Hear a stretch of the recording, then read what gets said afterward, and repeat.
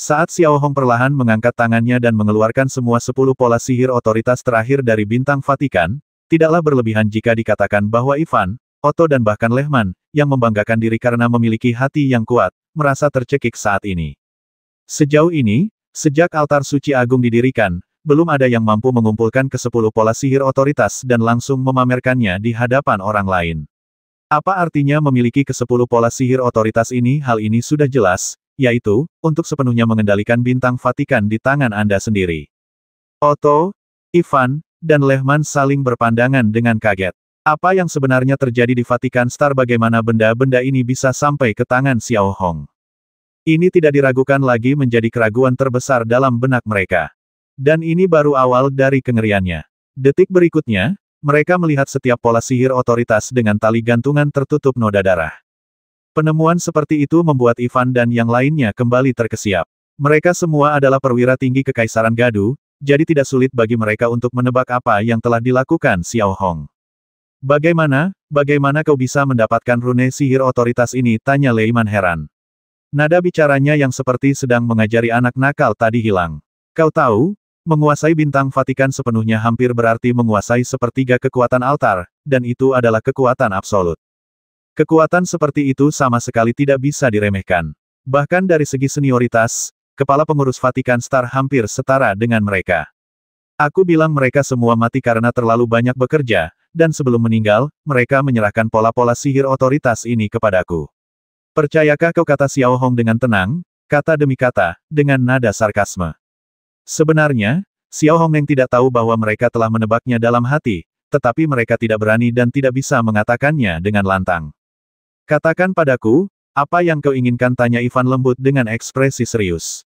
Dengan 10 pola sihir otoritas, Xiao Hong sudah memiliki cukup syarat untuk bernegosiasi dengan mereka. Aku tahu betul kalian semua jijik dengan bergabungnya Yun Zong ke tentara Jiadu.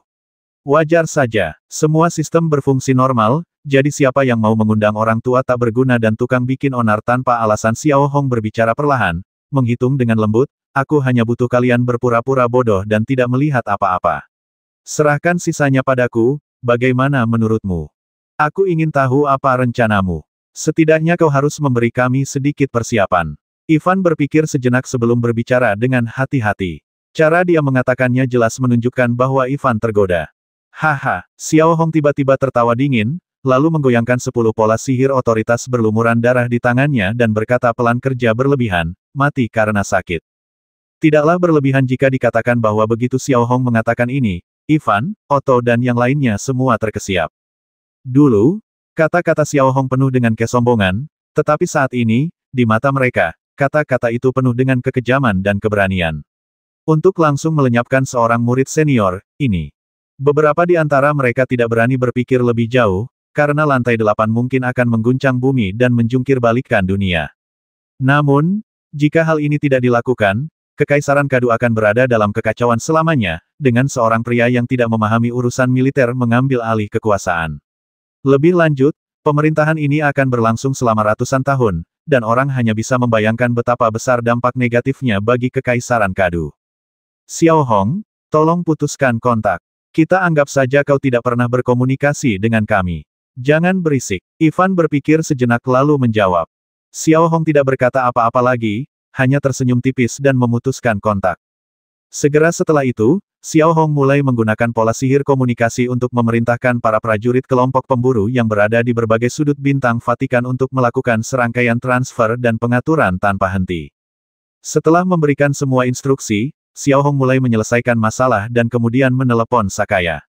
Yang berbeda kali ini adalah saat Saga terhubung dengan Xiao Hong, dia langsung bertanya, Xiao Hong, apa sebenarnya yang telah kau lakukan di planet Vatikan?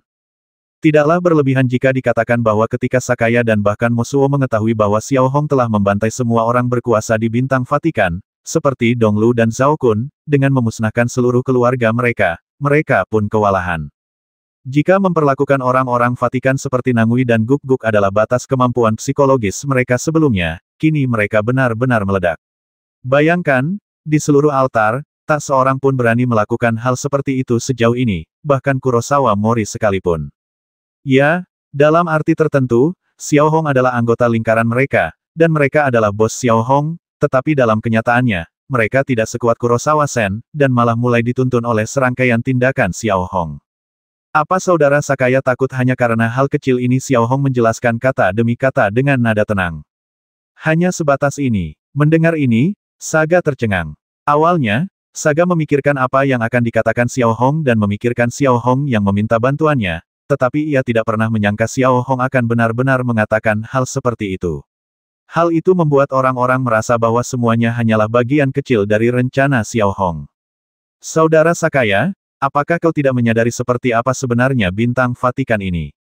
Kalau aku, Xiao Hong, tidak salah, Tuan Amiro seharusnya memberitahumu rahasianya. Dia enggan bergerak. Menurutku, dia tidak lagi mampu menahan Hei Zesen.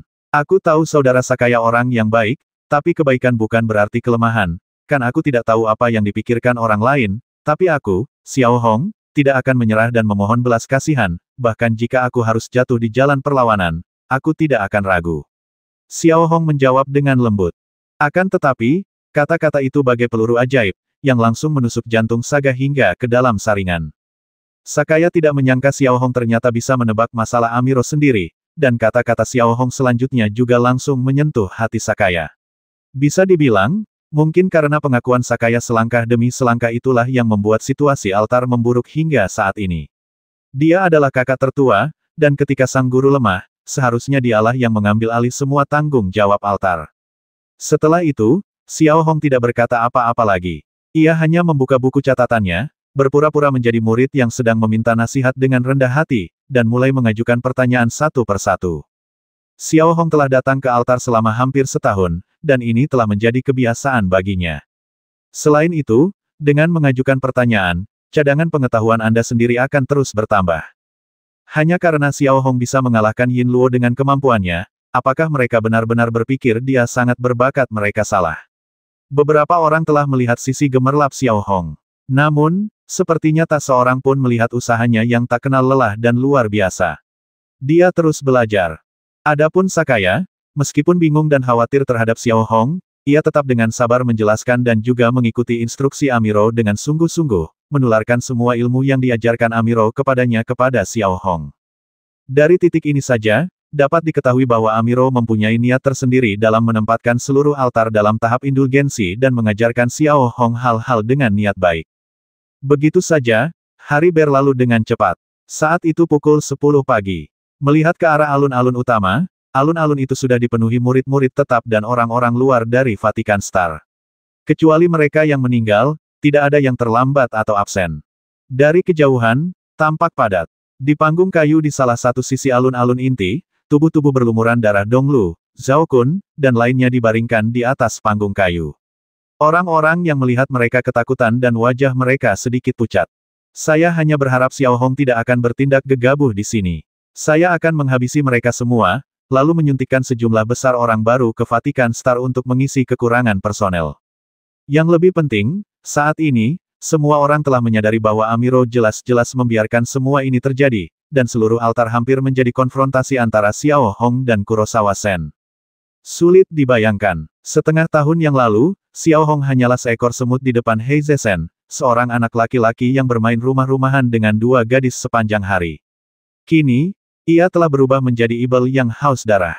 Dia bahkan lebih brutal daripada Xiao Hong di Kabupaten Nanyu. Lagi pula, itu hanyalah kabupaten kecil yang terpencil, dan lawannya tak lebih dari Gu Hongchen dan sejenisnya. Namun, di sini, ada institusi tertinggi Federasi Jiadu, inti dari inti, dan lawannya juga adalah Hei Zesen yang sangat kuat dan menakutkan. Kekuatan Kurosawa Mori begitu hebat sehingga ia dapat menduduki peringkat sebagai yang terbaik di Federasi Gadu, belum lagi seluruh Tiger Universe. Di belakang mayat Donglu dan yang lainnya, terdapat anggota Garda Tanah Suci yang ditawan, mengenakan kalung seperti guk-guk. Mereka berlutut di atas panggung kayu dengan kepala tertunduk, dan ekspresi lesu mereka menunjukkan luapan ketakutan. Adegan Miyazaki diinjak-injak sampai mati oleh Xiao Hong terus terputar di benak mereka. Hal semacam itu sangat pedas, bahkan lebih parah daripada Kurosawa Mori. Kurosawa Mori membasmi orang dan memberikan mereka kematian yang cepat, tetapi Xiao Hong tidak akan melakukannya. Selama dia mau, dia akan menyiksa orang sampai mati tanpa batas. Dan di sekitar alun-alun inti, tak ada lagi anggota Garda Suaka, melainkan semuanya adalah anggota Liga Assassin atau bahkan kelompok elit pemburu. Di lereng bukit yang jauh, terdapat pasukan pemburu yang padat, berjumlah 10.000 orang, dan 10.000 orang lainnya telah menghilang. Tiba-tiba alun-alun inti yang tadinya agak berisik, menjadi sunyi, tidak, benar-benar sunyi senyap.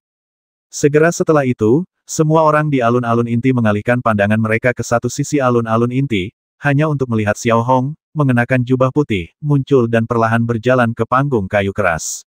Ia tampak tenang, tetapi ketenangan ini memancarkan hawa dingin di hati semua orang. Bab 678. Bermainlah dengan giat. Hari ini, saya memanggil kalian semua untuk mengumumkan beberapa hal. Pertama, kepala pelayan Donglu telah meninggal dunia. Saya, Xiao Hong, sangat berduka atas kematian ini. Selain itu, sebagai pelaksana tugas kepala pelayan Vatikan Star, saya akan secara terbuka menangani serangan terhadap warga Vatikan Star oleh Garda Tanah Suci. Xiao Hong berdiri di depan panggung kayu keras dan mengucapkan kata demi kata. Tidak ada respons dari penonton, bahkan tidak ada yang berani bernapas. Saat ini, mereka melihat dengan jelas bagaimana Donglu meninggal, tetapi beranikah mereka mengatakannya? Tak diragukan lagi, saat ini, nada bicara Xiao Hong bukan tentang mengenang Donglu, melainkan tentang membiarkan mereka melihat konsekuensinya jika mereka melawan Xiao Hong. Ia akan menggunakan segala cara untuk membuat orang-orang ini menyerah. Sesaat, seluruh alun-alun inti hening. Tak seorang pun berani membantah kata-kata Xiao Hong, dan tak seorang pun berani mengungkapkan pendapatnya. Sekarang, aku benar-benar ingin tahu bagaimana pengurus agung Donglu meninggal. Lagi pula, penyebab kematian altar suci agung yang agung dan perkasa, pengurus agung bintang Vatikan yang terhormat, harus diselidiki secara menyeluruh. Kata Xiao Hong dengan nada tinggi. Namun, para murid dan orang luar bintang Vatikan yang hadir tak kuasa menahan diri untuk mengerutkan bibir ketika mendengar ini. Bagaimana Donglu meninggal? Apakah perlu menanyakan ini? Sekitar 100 orang ini ditugaskan ke Donglu oleh Hei Zesen. Donglu untuk sementara bertanggung jawab atas pengerahan penuh mereka. Kurasa mereka seharusnya tahu ini. Xiao Hong melirik 100 anggota penjaga suaka yang berlutut di panggung kayu. Lalu, dengan senyum tipis, ia perlahan berjalan mendekati salah satu dari mereka. Melihat Xiao Hong berhenti di depannya, anggota Garda Suci itu tak kuasa menahan diri untuk tidak bergidik.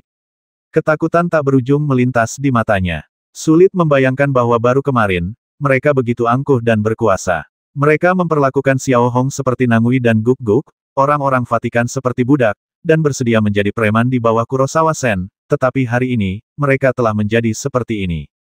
Brengsek, Xiao Hong, beraninya kamu berlebihan di depan altar. Tiba-tiba, suara Kurosawa Sen terdengar entah dari mana di seluruh alun-alun inti. Detik berikutnya, melihat ke ujung platform kayu, retakan ruang abu-abu kehitaman tiba-tiba terbentuk. Sudah jelas apa arti dari adegan ini. Itulah niat Kurosawa Mori untuk datang ke sini. Bagaimanapun, Vatikan Star sudah seperti ini, dan Hei Zesen tidak bisa lagi berdiam diri. Ia harus memanfaatkan kesempatan ini untuk terus mengukuhkan prestisenya di Vatikan Star. Melihat pemandangan ini, Xiao Hong sama sekali tidak terkejut. Tatapannya yang tenang tiba-tiba berubah dingin, dan secercah keganasan melintas di tangan kanannya. Melihat tangan kanan Xiao Hong, pola energi panah suci telah muncul, dan 3 anak panah-panah energi dengan warna berbeda terpasang di lengannya. Kemudian, dengan gerakan cepat dan tegas, ia menembak langsung ke celah spasial yang belum sepenuhnya terbuka. Seperti yang sudah saya katakan sebelumnya, sebelum celah antariksa terbuka, ia sangat rapuh. Jika fluktuasi energinya sedikit saja lebih besar, ia akan menghilang. Bang, bang, bang. Tepat saat 3 anak panah suci meledak di celah angkasa, saat berikutnya, suara teriakan Hei Zesen tiba-tiba berhenti, dan celah angkasa langsung lenyap. Alun-alun inti menjadi sunyi lagi, sesunyi kematian. Terutama orang-orang yang berada di alun-alun inti, ketika mereka melihat tindakan Xiao Hong, mata mereka semua membelalak, dan mata mereka dipenuhi dengan rasa takut yang tak berujung.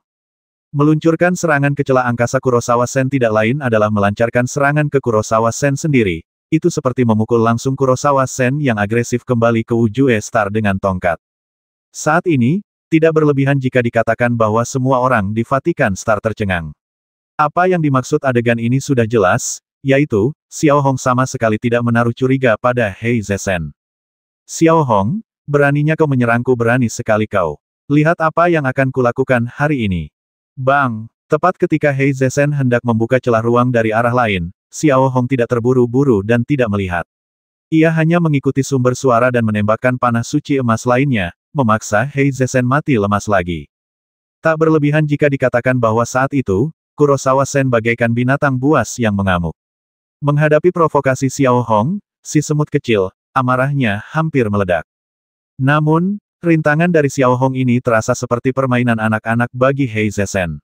Sesaat kemudian, menatap langit yang cerah kembali, pusaran energi abu-abu kehitaman yang besar muncul, seolah-olah itu adalah celah ruang angkasa yang sangat besar yang terbentuk di luar atmosfer.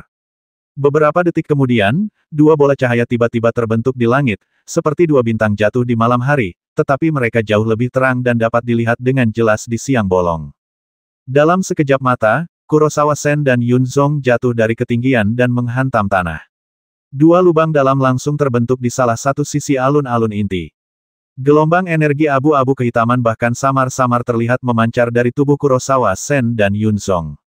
Melihat wajah Kurosawa Sen yang mengerikan muncul di hadapan semua orang seperti ini, tak berlebihan rasanya jika semua orang di alun-alun inti tak kuasa menahan diri untuk meludah dengan jijik, mulut mereka terasa kebas dan kulit kepala mereka gatal. Mereka tak berani membayangkan apa yang akan terjadi selanjutnya. Meskipun kekuatan Xiao Hong jauh lebih rendah daripada Hei Zesen, ia memiliki banyak bawahan di sekitar alun-alun inti, termasuk banyak ahli mengemudi yang hebat. Jika perkelahian benar-benar terjadi, hasilnya pasti akan buruk. Xiao Hong, dasar semut, beraninya kau menyerangku. Kurasa kau tak ingin hidup hari ini, jadi bersiaplah untuk mati.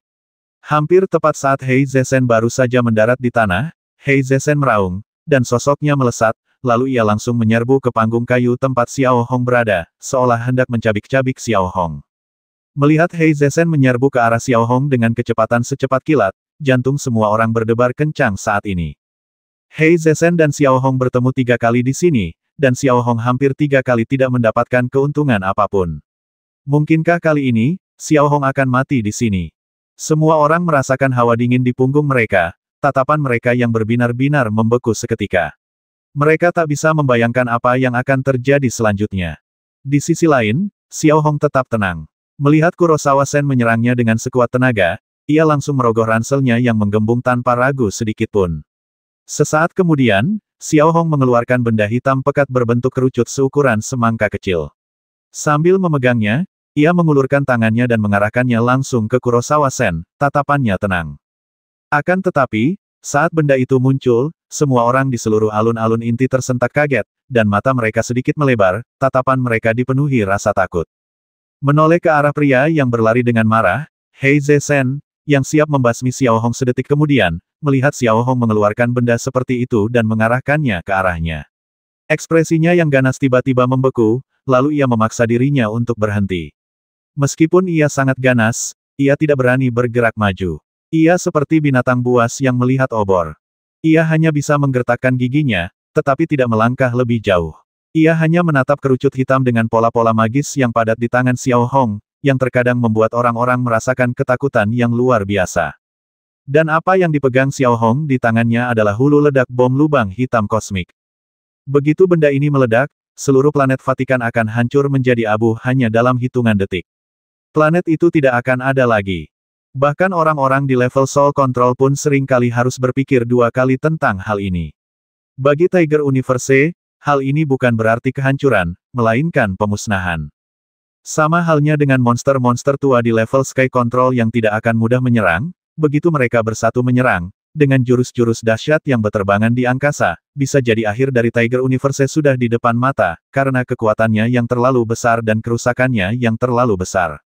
Hei Zesen, kau tidak ingin membasmiku? Ayo, pakai ini. Bagaimana ekspresi Xiao Hong tetap tidak berubah. Ia melangkah maju sedikit, dan dengan jentikan ibu jarinya, ia langsung menonaktifkan alat pengaman bom lubang hitam kosmik.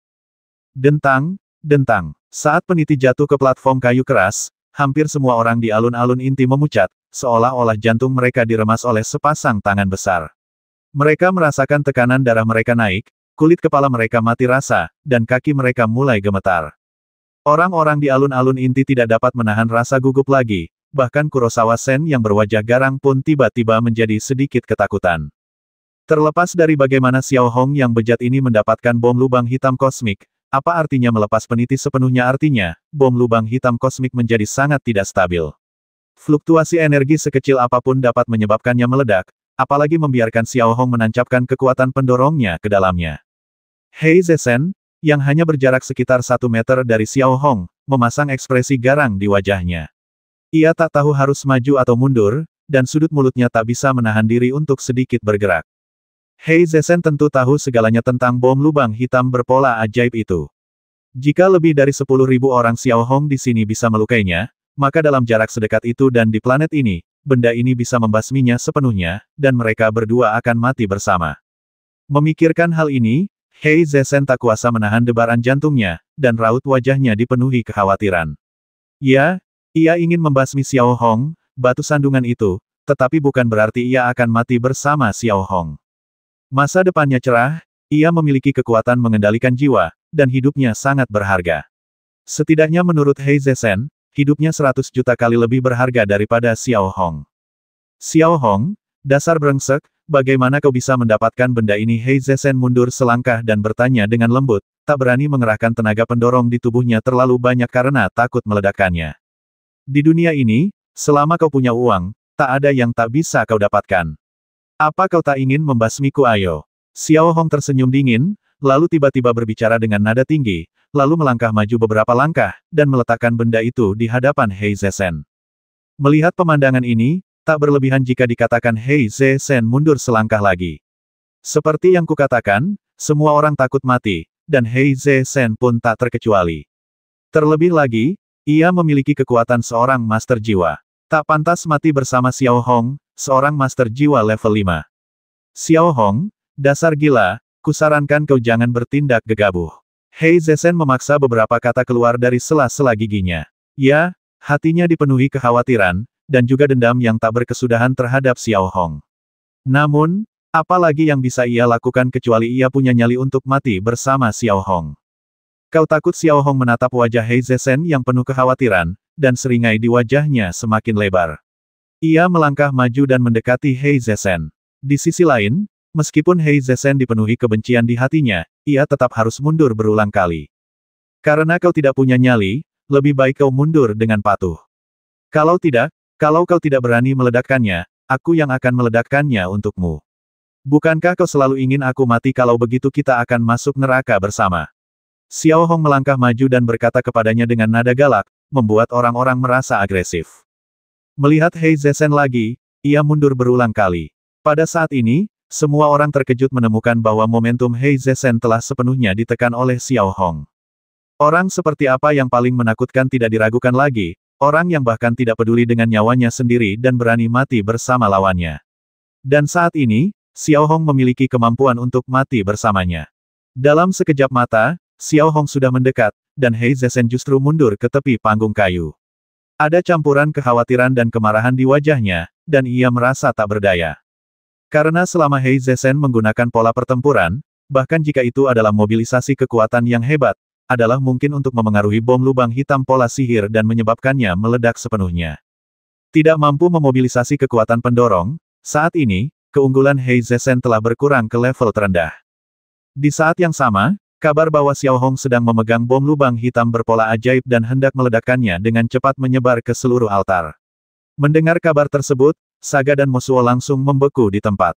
Awalnya, Saga mengira perkataan Xiao Hong kemarin hanya omong kosong. Kini, Saga menyadari bahwa perkataan Xiao Hong cukup halus. Memegang bom lubang hitam berpola ajaib di bintang Vatikan dan siap meledak, apa bedanya dengan teroris nomor 1? Sedangkan Mosu, ia menatap Xiao Hong yang menatap Hei Zesen di layar cahaya, dan ia tak kuasa menahan diri untuk tidak bergidik. Bahkan, sepertinya Xiao Hong adalah satu-satunya orang di altar yang mampu memaksa Hei Zesen sejauh ini. Orang-orang lain di altar tercengang di tempat. Tidak diragukan lagi, Xiao Hong benar-benar gila. Ini jelas, jika mereka tidak bahagia, mereka akan mati bersama. Lokasinya adalah altar, jadi maknanya sudah jelas. Xiao Hong ini begitu, Saga tak dapat menahan diri untuk mengeluarkan suara tak berdaya, lalu membuka celah angkasa, bersiap untuk menyerbu bintang Vatikan. Namun, sebelum pergi, ia mengulurkan tangan besarnya dan menarik Mosu, yang malu-malu dan siap bersembunyi, keluar. Ia langsung melewati celah ruang dan muncul di sisi alun-alun inti. Kemudian, dengan wajah gugup, ia berkata kepada Xiao Hong, jangan impulsif. Ayo kita bicarakan. Kalau orang lain, Saga yakin dia tidak akan punya nyali untuk melakukannya, tapi kalau soal Xiao Hong, Saga ragu. Kalau didesak sampai batas maksimal, dia pasti bisa melakukan apa saja. Demikian pula, jika bintang Vatikan lenyap, betapa parahnya situasi akan terlihat dengan sendirinya. Yang mengejutkan Saga adalah, meskipun Amiro sudah melupakan segalanya, setidaknya dia harus muncul dan mengatakan sesuatu. Tapi kenapa dia tidak muncul saat ini? Entah aku impulsif atau tidak, itu bukan urusanku. Tergantung si brengsek Kurosawa Sen itu. Xiao Hong melirik Saga dan berkata lembut. Orang menyebalkan beraninya kau mengatakannya lagi mendengar itu, jantung Kurosawa Mori serasa seperti gunung berapi yang meletus. Orang menyebalkan, sampah, idiot. Memangnya kenapa kalau aku bilang apa-apa, pergi saja dari sini. Xiao Hong sedikit mengangkat peluru lubang hitam berpola sihir di tangannya, dan mengucapkan kata demi kata di depan Hei Zesen, nadanya penuh penghinaan dan ejekan. Sayangnya, Hei Zesen tidak punya pilihan lain kecuali ia benar-benar ingin mati bersama Xiao Hong. Menghadapi Xiao Hong yang memegang peluru lubang hitam berpola ajaib dengan peniti yang telah dilepas dan terus-menerus mendekatinya, meskipun Hei Zesen sangat marah, ia tidak punya solusi yang lebih baik dan akhirnya terpaksa melompat dari platform kayu. Melihat adegan ini, para penonton tak kuasa menahan diri untuk saling memandang.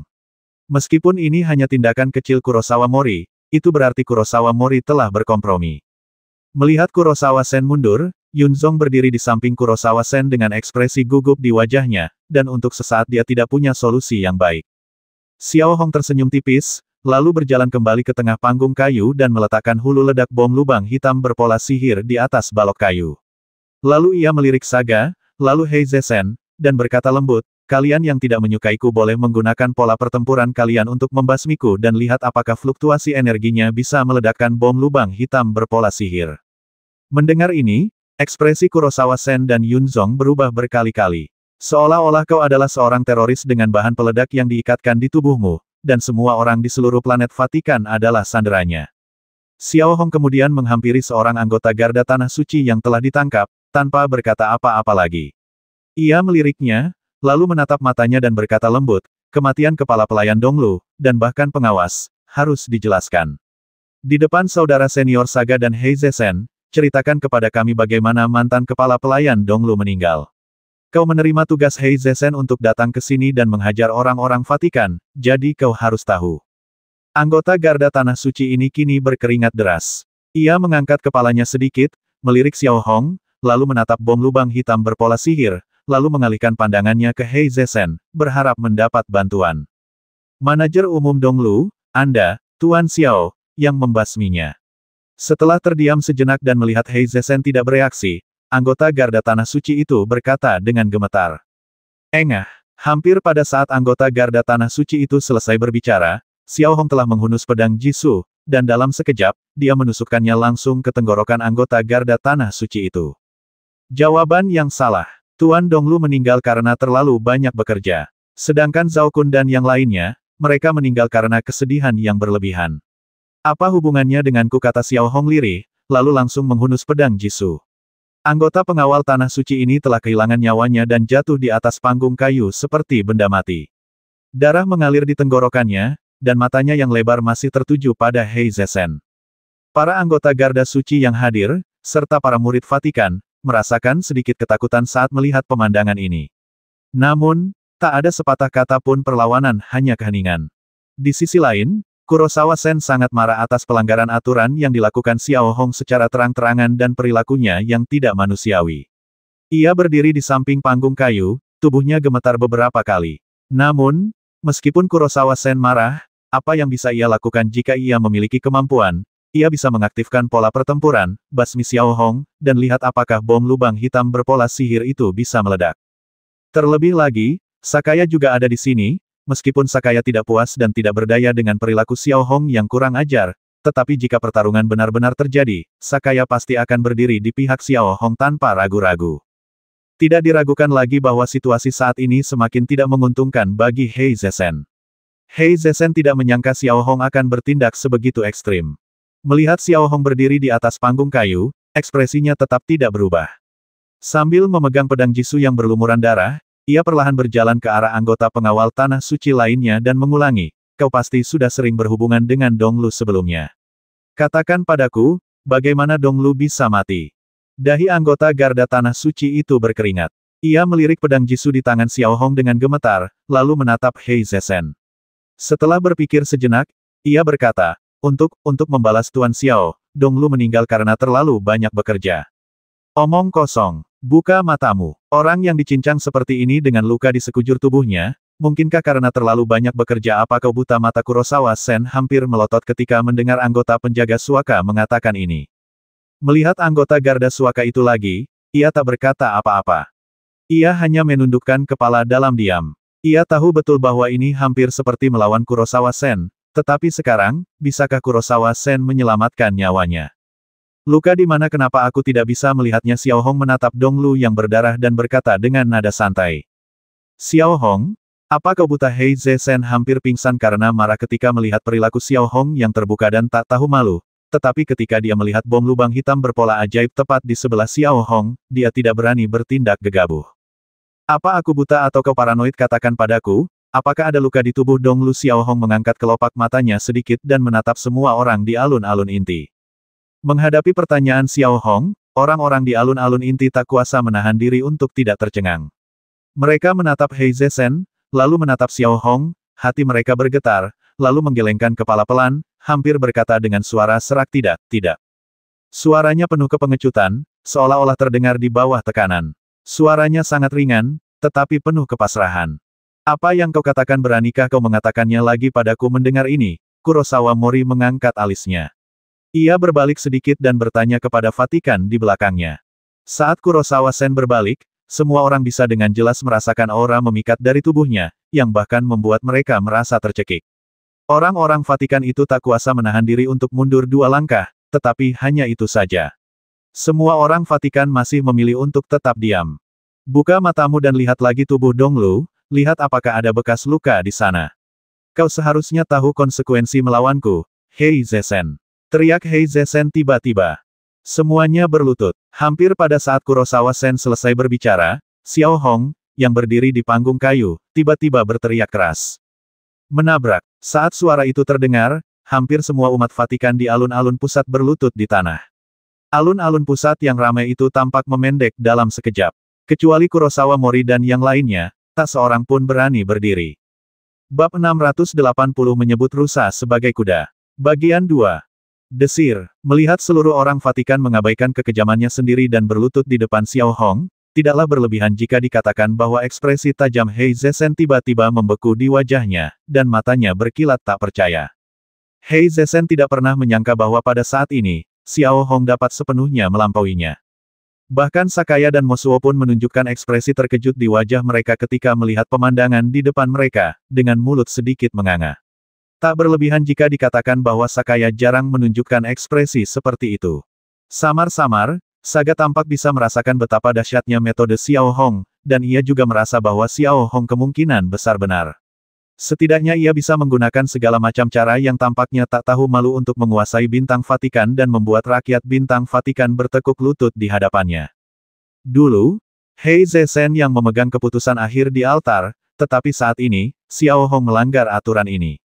Mengapa Hei Zesen yang memegang keputusan akhir? Tidaklah berlebihan jika dikatakan bahwa untuk sesaat, udara di seluruh inti alun-alun tampak membeku. Tak ada yang lebih tahu daripada Hei Zesen apa arti adegan ini.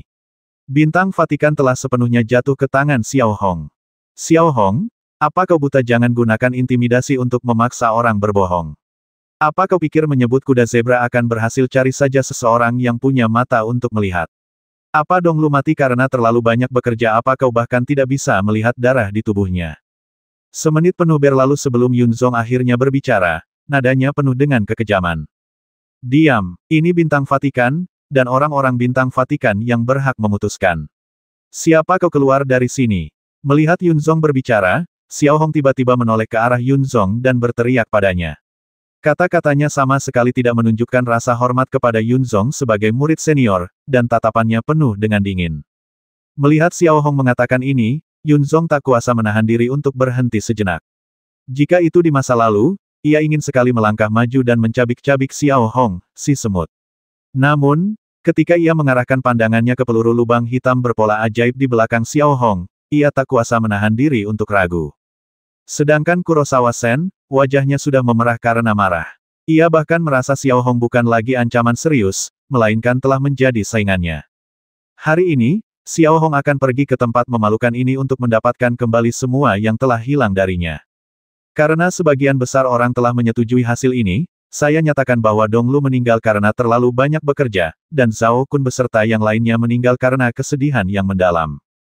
Dahulu kala, saya mendengar sebuah legenda kuno yang disebut pemakaman langit, yaitu memotong-motong jenazah menjadi potongan-potongan kecil dan memberikannya kepada burung pemangsa seperti elang dan burung nasar. Hal ini dilakukan untuk menunjukkan rasa hormat kepada almarhum. Donglu adalah kepala pengurus dan Zhao Kun adalah pengawasnya. Kalian telah mengabdikan hidup kalian untuk bintang Vatikan, dan saya pikir kalian pantas mendapatkan perlakuan ini. Namun, tampaknya tidak ada elang atau burung nasar di bintang Vatikan. Namun, itu tidak masalah. Kalau begitu, carilah beberapa guk-guk untuk menggantikan mereka. Sampaikan perintah saya. Jenazah Donglu dan yang lainnya harus dipotong-potong dan diberikan kepada guk-guk itu. Xiao Hong berdiri di tengah panggung kayu, dengan tangan di belakang punggung, dan mengucapkan kata demi kata. Jelas sekali betapa berbahayanya kata-katanya. Di sisi lain, ekspresi orang-orang yang mendengar kata-kata ini terus berubah. Terus terang saja, mayat Donglu dan yang lainnya akan dicincang dan dijadikan makanan guk-guk. Ini benar-benar penghinaan yang nyata, tetapi saat ini, apakah ada yang berani melawan? Bukankah itu yang dikatakan Xiao Hong apa itu? Sekalipun Kurosawa Sen ingin melawan, itu bukan saat yang tepat. Lagi pula, peluru lubang hitam berpola ajaib masih ada di panggung kayu. Urusan kepala pelayan Donglu hampir selesai. Sekarang saatnya mencari kandidat untuk menggantikan posisi kepala pelayan Vatikan Star. Kalian bisa merekomendasikan diri kalian sendiri. Menurut kalian siapa yang cocok? Xiao Hong meletakkan tangannya di belakang punggung, kaki sedikit terbuka, dan berkata dengan ekspresi santai. Melihat ke arah penonton lagi, siapa yang berani bicara? Ya, mereka memang lemah. Tapi kelemahan bukan berarti kebodohan. Siapapun bisa mendengar bahwa Xiao Hong hanya bersikap sopan, tidak lebih. Orang-orang ini yakin bahwa siapapun yang berani maju dan berkata, kurasa aku cocok, akan menunggu pisau di leher di detik berikutnya. Lalu, menurut pemahaman mereka, Xiao Hong akan berkata, sangat cocok, tapi kau juga mati karena terlalu banyak bekerja. Semenit penuh berlalu, dan melihat tak seorang pun menjawab, Xiao Hong melirik Hei Zesen, yang wajahnya telah berubah menjadi ungu tua, lalu berkata lembut, karena tak seorang pun mengajukan diri, akulah yang akan menjadi kepala pengurus Vatikan Star. Ada yang keberatan. Penonton masih terdiam, bahkan mati suri. Semua orang menerima kekuasaan tiran Xiao Hong hampir secara otomatis, dan tak seorang pun berani menentang. Aku keberatan. Pada saat ini, Yunzong tiba-tiba berkata, menurut aturan altar, kita harus. Aku keberatan dengan keberatanmu. Kau bisa diam sekarang. Soal aturan, akulah aturannya hanya karena aku di sini. Xiao Hong menunjuk Yunzong dengan satu tangan, dan sebelum ia sempat menyelesaikan kata-katanya, ia berbicara dengan nada tinggi, suaranya penuh tekanan, membuat orang-orang merasa bahwa Xiao Hong, yang saat ini sedang mengandalkan peluru lubang hitam berpola ajaib, sama sekali tidak terlihat seperti pengemudi ulung, melainkan seperti monster tua yang menguasai langit. Kecuali Kurosawa Mori dan Yunzong dapat menunjukkan tekad untuk mati bersama Xiao Hong, tetapi apakah ini mungkin? Sekarang aku nyatakan bahwa aku, Xiao Hong, akan menjadi kepala pengurus Vatikan Star. Aku akan memiliki hak untuk mengendalikan semua urusan Vatikan Star dan memiliki kekuasaan independen atas hidup dan mati. Xiao Hong melanjutkan, ini jelas merupakan cara yang kejam untuk merebut kekuasaan, dan tak ada yang bisa menghentikannya. Setelah Xiao Hong selesai mengumumkan, ia kembali menatap Hei Zesen dan berkata lembut, beberapa bulan yang lalu, kau menghalangiku menjadi gubernur Vatikan Star, tapi hari ini, aku akan mengambil apa yang menjadi hakku. Dan aku akan mengambil lebih banyak lagi. Xiao Hong, ingatlah hari ini. Aku tidak akan melepaskanmu. Aku bersumpah. Hei Zesen menatap Xiao Hong dengan mata dingin dan berkata kata demi kata. Dalam hati, dan, semoga kakak senior Yunzong hidup bahagia di militer Kekaisaran Jiadu. Xiao Hong tersenyum tipis, dan semua orang melompat turun. Di bawah perlindungan Lenon dan yang lainnya, mereka melesat pergi. Demikian pula, aliansi assassin, grup elit hunter, dan pasukan grup hunter mundur tanpa henti. Dalam sekejap, kecuali murid-murid Vatikan Star dan Sakaya, Mo Suo, Hei Zesen dan lainnya, pasukan Xiao Hong telah mundur sepenuhnya. Namun, saat ini, karena bom lubang hitam pola ajaib, Hei Zesen masih tidak berani bertindak gegabah sampai Xiao Hong melewati celah ruang angkasa dan menghilang tanpa jejak. Setelah melirik Saga yang berdiri diam sejenak, Kurosawa Sen perlahan mengalihkan pandangannya ke tengah panggung kayu. Peluru lubang hitam berpola sihir masih terpasang di sana dengan patuh. Meskipun belum melakukan riset khusus, Hei Zesen masih memiliki pemahaman tentang peluru lubang hitam berpola ajaib. Tanpa ragu, Hei Zesen melompat ke atas panggung kayu dan dengan hati-hati mengambil peluru lubang hitam berpola ajaib itu. Namun, saat Hei Zesen mengambil peluru lubang hitam berpola ajaib itu, ekspresinya tiba-tiba berubah. Peluru itu sangat ringan, peluru lubang hitam berpola ajaib di tangannya sangat ringan. Ia sekali lagi mengamati pola hitam pekat itu, yang begitu nyata sehingga hampir tak bisa dibedakan dari peluru lubang hitam berpola sihir biasa. Namun, tepat saat Kurosawa Sen membuka tutupnya dan membuka penutup belakangnya, matanya hampir menyemburkan api. Orang menyebalkan. Kurosawa Sen tak kuasa menahan diri untuk meraung, lalu ia melemparkan bom lubang hitam berpola ajaib itu dengan keras ke tanah. Permen-permen yang terbungkus rapi di dalam bom lubang hitam berpola ajaib itu pun berhamburan di atas meja kayu. Melihat pemandangan ini, wajah Saga yang awalnya tegas kini tersenyum. Ini bukan peluru lubang hitam berpola ajaib, melainkan kotak permen yang diubah menjadi peluru lubang hitam berpola ajaib. Kurosawa Sen dan semua orang lainnya tertipu oleh Xiao Hong. Demikian pula, Hei Zesen tidak punya cara untuk menghadapi Xiao Hong sekarang. Selama Xiao Hong kembali ke lembah Wanzun dan mengumpulkan pasukan lagi, Xiao Hong bisa melarikan diri jika ia mau, dan ia tidak akan kalah jika ia ingin bertarung sampai mati. Hal yang lebih penting adalah bahwa bintang Vatikan bukan lagi wilayah Hei Zesen, dan Sakaya serta Mosuo di depannya tidak mudah untuk dihadapi. Ya, Saga dan Mosuo memang sedikit lemah, namun satu hal yang perlu diingat, si kelinci pun akan menggigit jika terpojok, dan keunggulan para pengawal Sanctuary yang ada di bawah komandonya pun tak lagi kentara dengan hadirnya Assassin S-League dan Hunter Elite Group. Bisa dibilang saat ini Kurosawa Mori hampir meledak amarahnya. Ia sungguh tak menyangka Xiao Hong bisa memegang kotak permen dan bertindak begitu adil di sini. Sudah kubilang, bagaimana mungkin Xiao Hong mendapatkan sesuatu seperti bom lubang hitam berpola ajaib itu omong kosong belaka, kata Yunzong dengan ekspresi muram dan tatapan meremehkan. Dapat dikatakan bahwa Hei Zesen dan bahkan Yunzong tertipu kali ini, dan mereka pasti memiliki ilusi dalam pikiran mereka bahwa Xiao Hong tidak memiliki peluru lubang hitam pola ajaib. Saga, kalau kau punya nyali, awasi Xiao Hong setiap hari. Kalau tidak, aku tidak akan melepaskannya. Hei Zesen melirik Saga dan berusaha setenang mungkin. Sebelum bertanya ini, sebaiknya kau tanya Sang Lun dulu, atau bilang saja pada Xiao Hong, kenapa kau sok hebat di depanku padahal kau ketakutan setengah mati hanya karena kotak permen. Saga tersenyum tipis, merasa lega, lalu berkata dengan tenang. Menurut Saga, Xiao Hong tidak segila itu. Kurosawa Sen tidak mengatakan apa-apa lagi tentang kata-kata Saga. Jika Saga dan Kurosawa Sen mulai bertarung, altar akan benar-benar tak terkendali.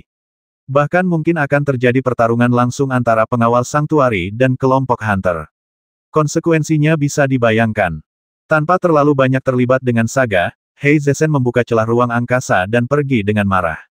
Sekarang, yang Hei Zesen inginkan adalah membiarkan Yunzong mendapatkan kekuatan dan pasukan militer yang cukup di Kekaisaran Jiadu sebanyak mungkin, memperluas kekuatannya sendiri, lalu mengepung dan membasmi Xiao Hong untuk menghilangkan masalah di masa depan, dan tidak perlu melakukannya secepat mungkin. Pada saat yang sama, Xiao Hong, yang telah kembali ke lembah Wanzun, mulai menerbitkan kembali sistem bintang Vatikan tanpa henti. Artinya, jika orang-orang bintang Amitabha ingin memasuki altar suci, mereka harus mendapatkan izin, jika tidak, akan dianggap sebagai invasi. Pada saat yang sama, Luo Xuening diberi hak akses tanpa batas. Setelah itu, Xiao Hong juga melakukan serangkaian penempatan, yang semuanya ditujukan untuk mengeluarkan bintang Vatikan dari batasan Hei Zesen sebanyak mungkin, dan menunjuk beberapa murid bintang Vatikan yang relatif jujur sebagai pengawas. Tentu saja, mereka hanyalah boneka, karena di bawah mereka, pemegang kekuasaan utama semuanya berasal dari kelompok Hunter atau orang kepercayaan Xiao Hong. Sambil mengizinkan Vatikan Star melanjutkan operasinya, kita juga harus memegang kendali Vatikan Star dengan teguh. Tepat ketika Xiao Hong mengatur semua ini, pola sihir komunikasi di sampingnya tiba-tiba bergetar, dan orang yang meminta panggilan adalah Boshan.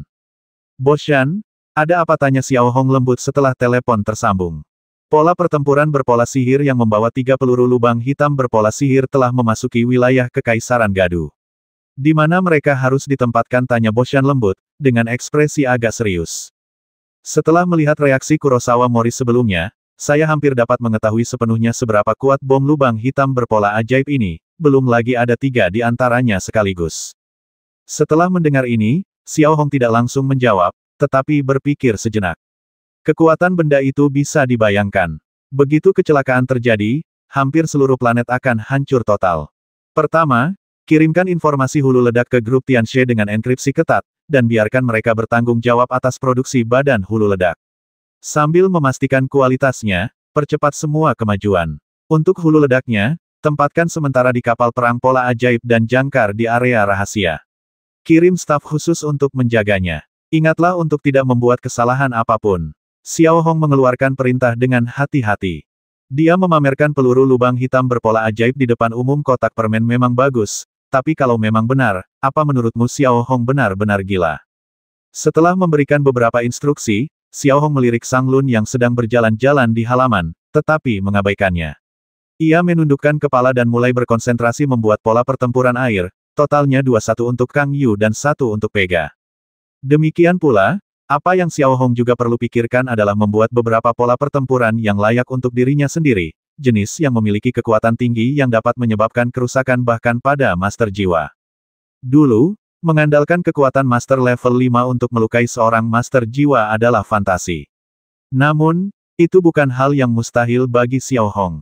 Karena Xiao Hong memiliki senjata mengerikan lain di tangannya, racun pulpa putih. Meskipun Xiao Hong tidak tahu apakah racun ini akan efektif melawan pengendalian jiwa, ini sudah merupakan metode terkuat yang bisa digunakan Xiao Hong. Setelah merenung sejenak, Xiao Hong segera keluar dari rumah kayu itu dan tiba di sudut halaman. Rumah itu ditutupi sebuah sangkar, dan di dalamnya terdapat 7 atau 8 rerumputan ungu. Rumput ungu ini telah ditanam berulang kali oleh Xiao Hong.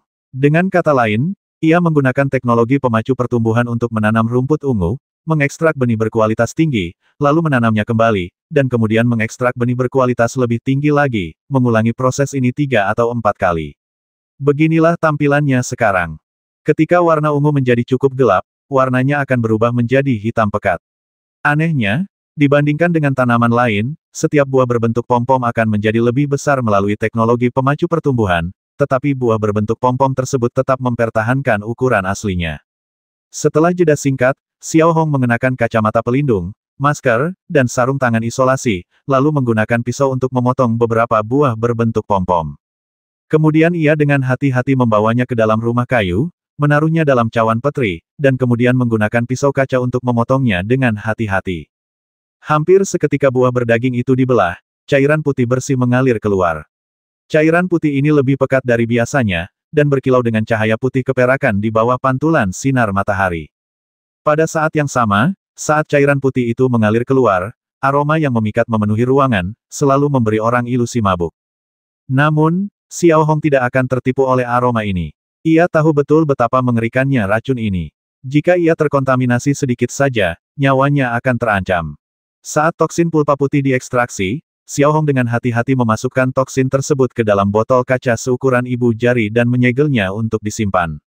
Setelah bertahun-tahun meneliti, Xiao Hong menemukan bahwa toksin ini paling efektif jika diaplikasikan langsung saat masih segar, dan lebih cocok untuk membuat pola racun setelah didiamkan selama seminggu.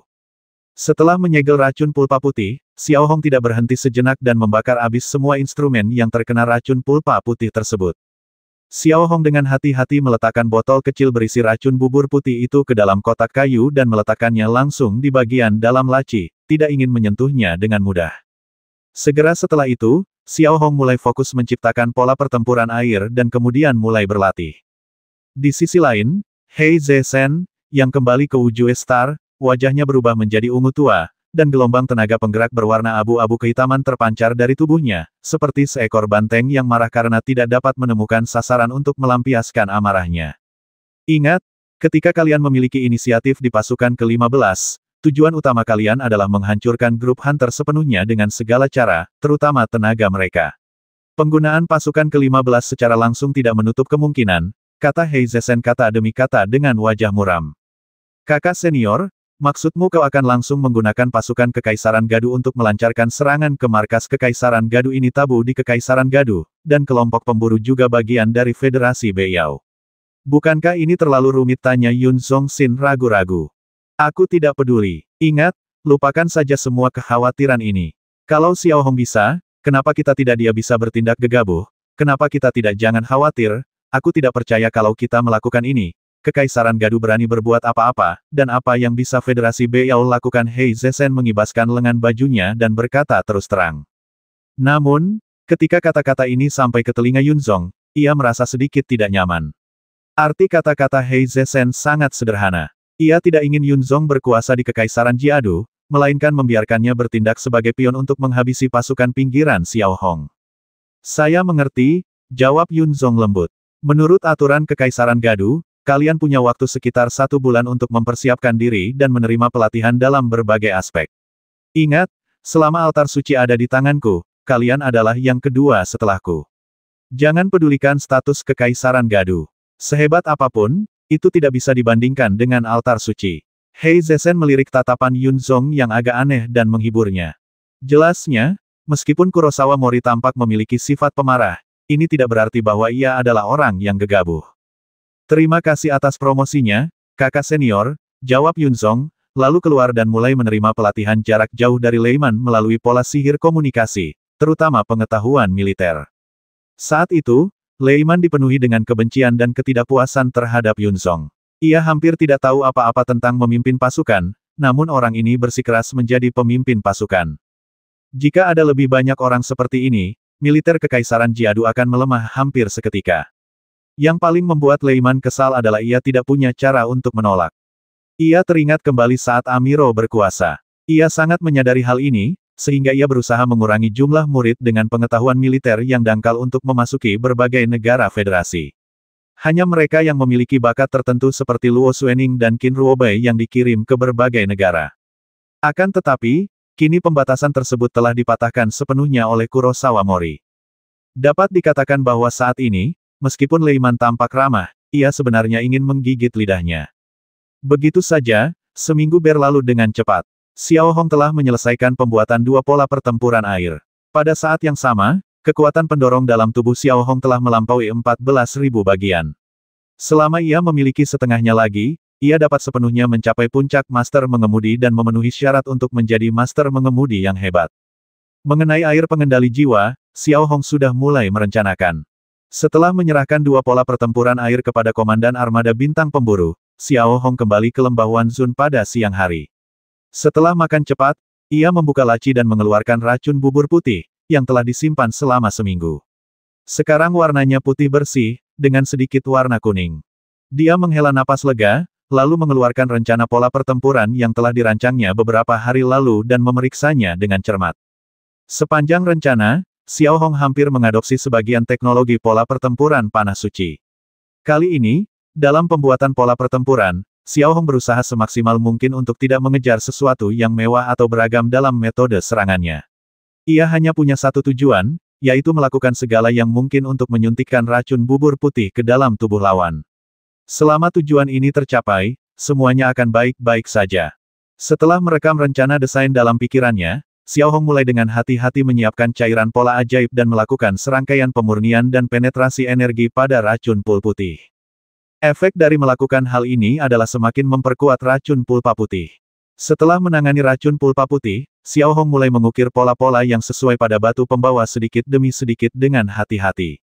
Kali ini, Xiao Hong masih harus menggunakan semua tekniknya sendiri, seperti teknologi penetrasi energi, teknologi latar belakang, dan teknologi pola dalam pola, dan setiap langkah dikerjakan sedetail mungkin. Tingkat ketelitian pengerjaan ini bahkan lebih tinggi daripada saat ia bersaing dengan Yin Luo untuk mendapatkan pola pertempuran. Hal ini dapat dimengerti. Saat bersaing dengan Yin Luo untuk mendapatkan pola pertempuran, taruhannya adalah rencana Xiao Hong dan bahkan situasi bintang Yong'an. Namun sekarang, pola pertempuran yang akan dibuat Xiao Hong kemungkinan besar akan menjadi masalah hidup dan mati di saat kritis. Xiao Hong membutuhkan waktu 4 jam untuk menyelesaikan pola pertempuran di tangannya. Pada batu pembawa abu-abu, terdapat ukiran garis-garis emas, serta teknologi latar belakang 7 arah berwarna biru muda. Pola-pola dari keseluruhan pola pertempuran diukir dengan sangat halus, dan setiap detailnya ditempatkan dengan sangat tepat. Konsepnya tampak sederhana, tetapi sangat cerdik. Pola ini hampir dapat membasmi satu target secara ekstrim. Xiao Hong juga menamai pola pertempuran ini pola pertempuran pemburu. Bab 682 Arus Bawah Melonjak. Keunggulan utamanya adalah ia tidak hanya dapat melakukan serangan jarak jauh konvensional, tetapi juga bekerja sama dengan pola pertempuran Eagle Eye untuk melakukan koreksi arah. Hal ini dapat meningkatkan jangkauan secara signifikan dan hampir mencapai serangan di luar jangkauan visual. Dengan kata lain, meskipun Xiao Hong tidak dapat melihatnya, selama elang energi yang dilepaskan dapat melacak lawan, ia dapat membasminya dari jarak yang sangat jauh, yang hampir setara dengan rudal pola sihir kecil. Dengan hati-hati memasukkan kekuatan pendorong di tubuhnya ke dalam pola pertempuran pemburu, satu-satunya hal yang dapat dirasakan Xiao Hong adalah bahwa meskipun sejumlah besar es berusia 10.000 tahun digunakan, hanya ada 10 energi dalam pola pertempuran pemburu. Artinya, hanya ada 10 anak panah beracun dalam pola pertempuran sang pemburu, dan masing-masing sangat berharga. Tingkat mematikan yang sama sudah jelas. Jika anak panah beracun yang disempurnakan ditembakkan ke arahnya, bahkan pengendali jiwa pun harus berpikir dua kali. Xiao Hong kemudian menciptakan pengganti pola perang pemburu tanpa ragu-ragu. Pola itu tidak mematikan, tetapi bentuk serangannya hampir sama dengan pola perang pemburu. Saat itu pukul 6 sore. Tepat ketika Xiao Hong hendak pergi berlatih pola pertempuran hunter tiruan, pola sihir komunikasi di tangannya bergetar lagi. Ia mengeluarkannya dan melihat bahwa orang yang menelepon adalah Manjo, Komandan Aktif Angkatan Darat ke-15. Man Xiao, bagaimana perkembangan masalah yang ku minta kau cari tahu, tanya Xiao Hong langsung setelah panggilan tersambung. Laporkan ke pamanku. Hampir selesai. Yun Zong diperkirakan akan bergabung dengan Angkatan Darat ke-15 dalam waktu kurang dari 3 minggu. Sedangkan aku sudah punya rencana. Aku akan dipindahkan ke markas besar Angkatan Darat sebagai perwira staf. Terus terang, aku akan menjadi salah satu dari anak-anak tampan di posisi sipil, kata Men Qiao, dan setelah mengatakan ini, wajahnya sudah dipenuhi kesedihan. Meskipun pemindahan ini merupakan pemindahan lateral dan pangkat serta tunjangan militer tetap tidak berubah, kekuasaannya telah sangat berkurang. Yang terpenting, ia tidak lagi dapat memimpin suatu wilayah dan memegang kekuasaan militer. Jadi, Paman Master, kau harus membantuku kali ini. Meskipun aku terlihat pendiam, aku bukan gigolo, pinta Men Qiao. Sulit membayangkan sikap sang jenderal di depan Xiao Hong, dan itu bisa dimengerti. Sekarang ia hampir hanya bisa mengandalkan Xiao Hong dan kelompok pemburunya. Mendengar ini, Xiao Hong tidak langsung menjawab. Ia malah memainkan replika hunter di tangannya, merenung cukup lama sebelum mengangkat kelopak matanya. Ia menatap Men Qiao dan berkata, akhir-akhir ini, aku memintamu untuk membangun hubungan baik dengan bawahanmu dan membangun gengsi yang cukup di ketentaraan. Bagaimana kabarmu? Saya sudah bekerja keras. Saya sudah melakukan hampir semua hal akhir-akhir ini. Saya sudah mengunjungi setiap pangkalan militer untuk menyampaikan belasungkawa, jawab Manco lembut. Ini masih jauh dari cukup. Bagiku, ucapan belasungkawa itu hanya sandiwara dan tidak ada artinya. Kau harus membuat bawahanmu merasa bahwa mereka akan merindukanmu saat mereka jauh darimu. Nah, jadi, ku dengar di antara pasukan tempurmu, ada 2 kapal pengangkut berpola sihir yang sudah hancur. Kau bisa pergi dan meminta bantuan Boshan, berharap grup hunter akan memberimu dana gratis. Ingatlah untuk berbelas kasihan, kalau video pengawasan itu secara tidak sengaja hilang oleh grup hunter ke tentara ke-15. Selain itu, kau bisa meminta dana dan peralatan militer, kata Xiao Hong dengan tenang. Setelah mendengar ini, Manco hampir mengerti bahwa itu adalah versi varian dari taktik penyiksaan diri. Paman Master, saya mengerti. Saya akan segera pergi. Setelah mengatakan ini, Men Qiao segera memutuskan komunikasi. Pada saat komunikasi terputus, Xiao Hong segera memberikan instruksi lengkap kepada Boshan, dan Boshan menjelaskan dengan jelas apa yang harus dilakukan. Tentu saja, Xiao Hong tidak yakin apakah metode ini akan efektif atau tidak, tetapi ia tidak peduli. Lagi pula, ini bukan bagian dari rencana Xiao Hong secara keseluruhan. Jika efektif, itu bagus, tetapi jika tidak, itu tidak masalah.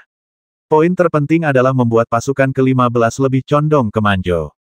Juga, mulai hari ini dan selama 3 minggu ke depan, keluarkan 20 juta koin emas untuk membeli sejumlah besar ikan, daging, dan perbekalan berkualitas tinggi, lalu kirimkan ke setiap pangkalan militer Angkatan Darat ke-15. Setelah memberikan instruksi umum, Xiao Hong melanjutkan perintahnya. Saya mengerti. Boshan menjawab langsung tanpa bertanya mengapa. Setelah semuanya dijelaskan, Xiao Hong berjalan keluar dari rumah kayu. Saat itu, langit perlahan mulai gelap. Ia mengangkat kepalanya sedikit dan menatap langit yang redup. Kemudian Xiao Hong mengaktifkan pola pertempuran mata elang dan pola pertempuran pemburu tiruan. Dalam sekejap, dua pola energi muncul di lengan bawah Xiao Hong. Pada saat yang sama, Xiao Hong mengangkat tangannya sedikit, dan seekor elang energi segera muncul. Ia memiliki tubuh hitam dan kepala seputih salju. Kemudian ia melebarkan sayapnya dan terbang ke angkasa. Pada saat ini, bayangan elang energi muncul di bidang penglihatan Xiao Hong. Melihat ke bawah dari ketinggian, ia dapat melihat tempat-tempat yang tak terlihat oleh Xiao Hong.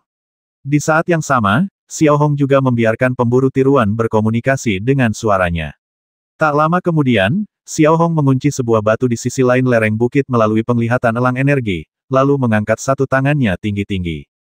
Detik berikutnya, menatap lengan kanan Xiao Hong, sebuah busur energi emas raksasa tiba-tiba terbentuk. Dibandingkan dengan busur suci, busur itu jauh lebih besar dan lebarnya hampir 1 meter. Di badan busur, terdapat anak panah hitam pekat dengan mata panah spiral. Tanpa banyak jeda, sebuah panah energi sepanjang 1 meter melesat ke langit bagai kilat. Saat mencapai ketinggian tertentu, tiba-tiba panah itu jatuh. Di bawah kendali gelombang energi yang digerakkan oleh elang, panah itu melesat lurus dari atas ke bawah dan melesat tepat ke batu yang sebelumnya terkunci. Bang! Hanya terdengar suara pelan, dan anak panah spiral itu melesat ke batu dengan akurasi luar biasa bak peluru kendali. Karena ini hanya pola latihan pertempuran, panah itu sama sekali tidak berdaya.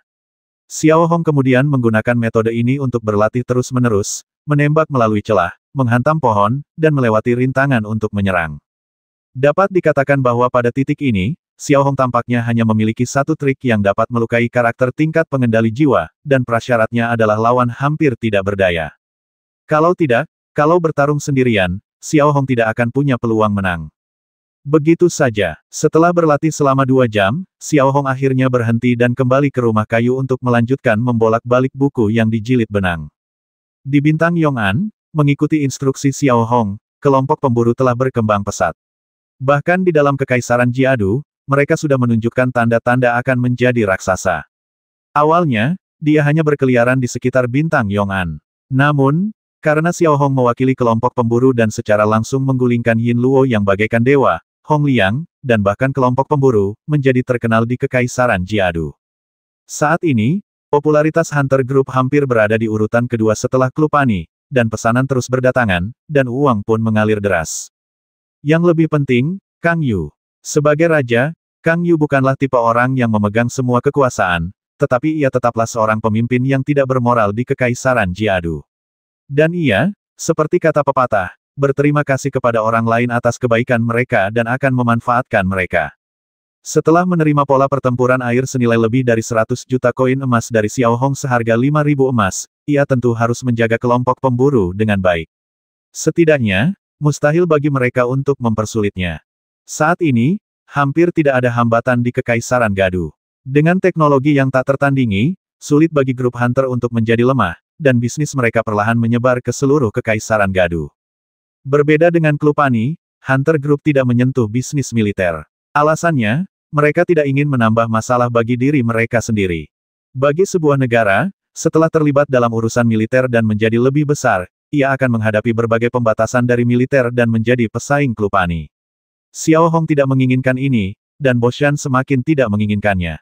Aturan lama yang sama berlaku untuk laba bersih separuhnya digunakan untuk mendukung biaya militer, dan separuhnya lagi digunakan untuk memperluas Yongyun. Dengan dukungan finansial yang kuat, dan hubungan dekat Hunter Group dengan militer, dan bahkan sedikit hubungan dengan Klupani, pengembangan militer pada dasarnya berjalan lancar. Peralatan besar yang dibeli, seperti kapal perang berpola sihir, hampir semuanya merupakan barang pensiunan dari Kekaisaran Gadu dan dimodifikasi oleh grup Hunter. Peralatan kecil seperti baju zirah, pesawat tempur berpola sihir, atau badan berpola sihir dibeli dari grup Tianxie.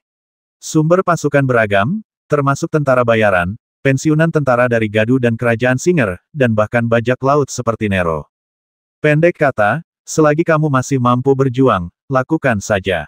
Di sisi lain, Vincent Group, batu sandungan terakhir Yong'an Star, hampir runtuh akibat kekalahan Yin Luo dan jatuhnya Vatikan Star. Peluang untuk bangkit kembali pun hampir hilang. Bahkan para pembuat pola yang hebat di Hano Magic Pattern Pani telah hampir sepenuhnya dibajak oleh Lonely Magic Pattern Pani, yang pada dasarnya hanya menyisakan cangkang kosong. Xiang Wensen kini hampir berada di tahap semi pengabaian. Ia bersiap menjual propertinya dan mengembangkan bisnis di planet lain untuk kembali. Jika memungkinkan, Xiang Wensen juga akan membalas dendam atas rasa malu yang ditinggalkannya di Bintang Yong'an.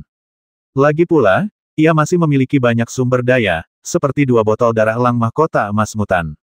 Nilai benda ini sudah jelas. Dengan kata lain, ini hampir merupakan harta langka yang diwariskan oleh leluhur Xiang Wensen. Namun, Xiao Hong sudah lama mengincar harta karun ini di rumah Xiang Wensen. Selain itu, Xiao Hong telah berkali-kali merencanakan sesuatu untuk melawan kelompok Hunter. Bisakah ia membiarkan Xiang Wensen pergi begitu saja? Faktanya, setiap gerakan Xiang Wensen hampir berada di bawah pengawasan Liga Assassin, tetapi mereka tidak bergerak untuk sementara waktu. Dalam sekejap mata, 1 hari berlalu dan hari baru saja tiba di kota Yuanwei. Xiang Wensen, yang berada di vilanya sendiri, sudah mulai mengemasi barang-barangnya, bersiap untuk membiarkan keluarganya pergi terlebih dahulu. Ia kemudian akan mengumpulkan semua sisa dana dan pergi sepenuhnya. Xiang Wensen juga sangat yakin bahwa saat ini, ia tidak lagi memiliki kekuatan untuk menantang kelompok Hunter, dan hubungannya dengan Heboshi, Yin Luo, dan bahkan Hei Zesen tidak jelas. Xiao Hong yang kejam bisa membasminya dalam sekejap. Catatan tambahan, ada sesuatu yang ingin kukatakan pada kalian semua. Seharusnya Ting Yu meledak, tapi Ting Yu sangat sedih memberitahu kalian bahwa nenekku meninggal kemarin. Nenekku sakit kritis dan kemungkinan besar tak akan selamat bulan ini. Dengan kata lain, Ting Yu kemungkinan akan kehilangan 2 kerabatnya bulan ini. Kalian semua harus mengerti perasaanku sekarang. Kurasa aku harus pulang 1 atau 2 hari lagi. Aku harus mengunjungi nenekku. Beliau sangat merindukanku. Tentu saja, Ting Yu akan berusaha sebaik mungkin untuk memastikan kabar terbarunya. Jika aku meledak, aku akan menunggu sampai akhir bulan dan menggandakan kompensasinya. Mohon pahami suasana hati dan kondisiku saat ini. Jika kalian punya tiket bulanan, tolong beri aku beberapa. Ini adalah bulan yang sangat sulit bagi Ting Yu. Bang! Tepat saat Xiang Wensen berkemas dan bersiap mencari tempat bersembunyi, pintu kayu yang sangat mewah di aula villa tiba-tiba terbuka, dan sinar matahari pagi yang cerah tiba-tiba menyinari aula, memaksa Xiang Wensen, yang sedang sibuk berkemas, untuk menutup matanya. Menatap pintu lagi, sesosok hitam muncul. Saat ia berjalan sedikit lebih dekat, Xiang Wensen tak kuasa menahan diri untuk melebarkan matanya. Saat sosok itu semakin dekat, sosok dingin Xiao Hong perlahan muncul. Hong Liang, kenapa kau muncul di rumahku? Kau tahu kan kalau masuk tanpa izin ke rumah pribadi itu kejahatan serius. Tak berlebihan rasanya jika Xiang Wensen langsung berdebar kencang saat melihat Xiao Hong muncul. Bulu kuduknya berdiri dan ia merasa kedinginan. Kejahatan, haha, kau bisa panggil polisi. Xiao Hong tersenyum tipis dan berkata lembut. Ia tampak santai, tetapi ketika Xiang Wensen melihat ekspresi ini, ia sangat ketakutan. Tak seorang pun yang lebih memahami situasinya sendiri selain Xiang Wensen. Bintang Yong'an telah sepenuhnya jatuh ke tangan Xiao Hong. Baik dari segi ekonomi, kekuatan militer, maupun kekuatan pribadi, ia hampir tak tertandingi Xiao Hong. Saat ini, ia telah menjadi pion Xiao Hong. Bos Hong, aku akui kita memang punya beberapa konflik, tapi sekarang aku sudah seperti ini. Semua tujuanmu sudah tercapai. Tolong jangan ganggu orang kecil sepertiku.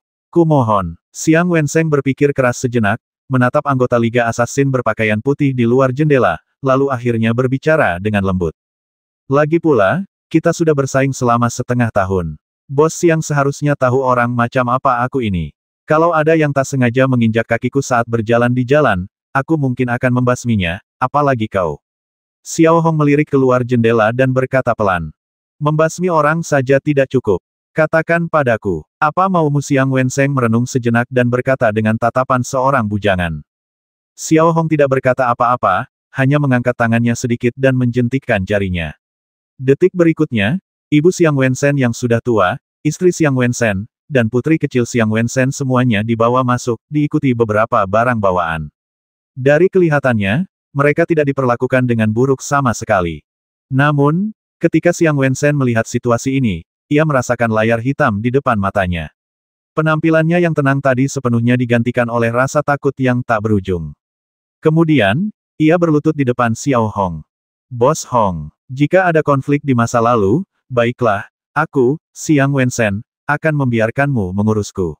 Saat ini, aku mohon padamu untuk melepaskan keluargaku. Kumohon, kata Xiang Wensen kepada Xiao Hong dengan nada hampir memohon. Keselamatan keluargamu bukan bergantung padaku, melainkan pada tindakanmu selanjutnya. Xiao Hong berkata demikian, lalu perlahan berdiri dan berjalan menuju meja di aula, tempat sebuah kotak kayu yang indah berada. Ia perlahan mengulurkan tangan dan membuka kotak itu, memperlihatkan darah mahkota emas mutasi yang terbungkus indah. 2 botol giok putih berisi darah mahkota emas mutasi terukir pola-pola selan yang padat. Darah elang mahkota emas yang bermutasi ini setidaknya 5 kali lebih kuat daripada darah elang mahkota emas biasa. Dengan kata lain, ia dapat meningkatkan kecepatan daya dorong hingga 50 kali lipat dalam 6 jam. Tentu saja, masih ada batasannya. Artinya, Anda tidak dapat dengan mudah memobilisasi tenaga penggerak dalam waktu 6 jam, karena dapat menyebabkan kerusakan pada tenaga penggerak. Bos Xiang, darah elang mahkota emas yang bermutasi ini pasti sudah lama disimpan. Kekuatan pendorongmu tidak tinggi. Sepertinya tidak ada gunanya jika kau terus menyimpannya seperti ini. Bagaimana kalau kau menjualnya padaku 50 juta emas, kata Xiao Hong dengan tenang. 50 juta emas untuk 2 botol darah elang mahkota emas, ini hampir harga pasaran, tetapi darah elang mahkota emas yang bermutasi bukanlah sesuatu yang dapat dibeli dengan uang. Namun, nyawa Xiang Wensen kini berada di tangan Xiao Hong, jadi ia harus menuruti apapun yang dikatakan Xiao Hong. Tawaran Xiao Hong sebesar 50 juta emas untuk mengakuisisi perusahaan alih-alih merampoknya secara terang-terangan bisa dibilang cukup baik. Asalkan Bos Hong mengizinkan keluargaku pergi, semuanya akan baik-baik saja, kata Xiang Wensen lirih, hatinya masih diliputi rasa takut, dan keringat membasahi dahinya. Tidak, tidak, tidak. Keluargamu dibebaskan atau tidak, itu tidak ada hubungannya dengan ini. Seperti yang sudah kukatakan sebelumnya, nyawa keluargamu ada di tanganmu sendiri. Xiao Hong melanjutkan dengan lembut. Katakan saja, apa sebenarnya yang kau inginkan dariku? Xiang Wensen juga orang yang cerdas, jadi dia berbicara langsung. Sangat mudah. Carilah hari yang baik dan berikan 2 botol darah elang mahkota emas mutan ini kepada Tuan Hei Zesen, lanjut Xiao Hong. Ah, mendengar ini, Xiang Wensen hampir tak percaya. Apa yang Hong Liang coba lakukan? Apakah ia mencoba menjilat Tuan Hei Zesen? Mengapa ia tidak menyampaikannya sendiri? Dan dari raut wajah Xiao Hong yang muram, Xiang Wensen tahu bahwa Xiao Hong jelas-jelas tidak punya niat baik. Jangan kaget, ingat untuk melakukan apa yang kukatakan, dan kau bisa meninggalkan Federasi Jiadu dengan kekayaanmu yang melimpah. Kau akan tetap menjadi orang kaya. Jika kau tidak patuh, konsekuensinya bisa dibayangkan, kata Xiao Hong lembut. Katakan padaku, apa sebenarnya yang kau inginkan dariku? Xiang Wensen berdiri sedikit dan berkata langsung. Kau akan tahu nanti. Jangan khawatir, aku jamin selama kau patuh, nyawamu tidak akan terancam. Selain itu, selama periode ini, grup Vincent tidak akan bangkrut. Grup Hunter akan mengganti kerugianmu. Setelah Xiao Hong selesai berbicara, ia memasukkan darah elang mahkota emas yang bermutasi ke dalam ranselnya, lalu berbalik sedikit dan pergi. Sedangkan keluarga Xiang Wensen, ia tidak membawa mereka. Faktanya, Xiang Wensen juga sangat jelas saat itu bahwa selama ia menjadi incaran kelompok pemburu, ia tidak akan bisa melarikan diri apapun yang terjadi. Pada titik ini, ia hanya bisa menuruti keinginan Xiao Hong, demi nyawanya sendiri dan nyawa keluarganya. Cari beberapa orang untuk diam-diam mengamati semua gerakan Xiang Wensen, termasuk memantau pola sihir komunikasinya. Setelah meninggalkan rumah Xiang Wensen, Xiao Hong memberi instruksi kepada Alvin. Dimengerti. Alvin menghitung pelan, hanya satu hal, bos, apakah kita benar-benar harus memberikan darah elang mahkota emas mutan itu kepada Hei Zesen? Xiao Hong tidak menjawab secara langsung, tetapi tersenyum tipis pada Alvin. Kamu akan segera mengerti. Setelah itu, Xiao Hong segera kembali ke rumah kayu tanpa banyak jeda dan dengan hati-hati mengeluarkan 2 botol darah elang mahkota emas mutan. Karena botol-botol itu berada dalam botol giok putih, Xiao Hong tidak dapat membedakan warna darahnya. Mulut botol itu telah disegel selama hampir 100 tahun. Tentu saja, Xiao Hong tidak peduli dengan semua ini. Yang ia pedulikan adalah segel dan pola pengawetan pada botol. Ukirannya tidak rumit, tetapi juga tidak sederhana. Xiao Hong kemudian melakukan studi terperinci tentang pola ajaib penyegelan dan pengawetan pada botol, menulis dan menggambar di kertas jerami dari waktu ke waktu, dan melakukan analisis yang sangat terperinci. Setelah 2 jam meneliti, Xiao Hong mengeluarkan botol giok putih yang identik dari ranselnya dan mulai mengukirnya. Hal pertama yang diukirnya adalah pola pengawetan segel, identik dengan yang digunakan untuk menyimpan mahkota emas mutasi. Setelah mengaktifkan pola ini dan memastikan keefektifannya, Xiao Hong menambahkan 2 goresan lagi. Kedua goresan ini sangat halus, seperti sehelai rambut, mirip dengan tekstur pola dasar, dan menyatu dengan pola yang padat, membuatnya hampir tak terlihat. Bahkan, goresan-goresan itu tampak seperti goresan. Setelah kedua tambahan ini selesai, Xiao Hong segera mengeluarkan batu pembawa dan membuat pola ajaib lainnya. Xiao Hong menamai pola ajaib ini signal flare. Setelah pola suar sinyal selesai, ia membentuk koneksi sinyal dengan botol kosong di tangannya, layaknya pola suar komunikasi. Kemudian Xiao Hong mengisi botol kosong itu dengan air bersih. Sesaat kemudian, pola suar sinyal memancarkan cahaya merah. Setelah air dituang, lampu merah padam. Bagus sekali, bisik Xiao Hong, senyum dingin tersungging di wajahnya. Kemudian, Xiao Hong mengeluarkan botol giok putih berisi darah ukiran mahkota emas yang bermutasi dan mengeluarkan pisau ukirnya. Ia mulai dengan hati-hati membuat 2 goresan dengan garis sehalus mungkin, lalu menyuntikkan cairan pola ajaib yang telah dicampur sebelumnya ke dalamnya dan mengaktifkannya.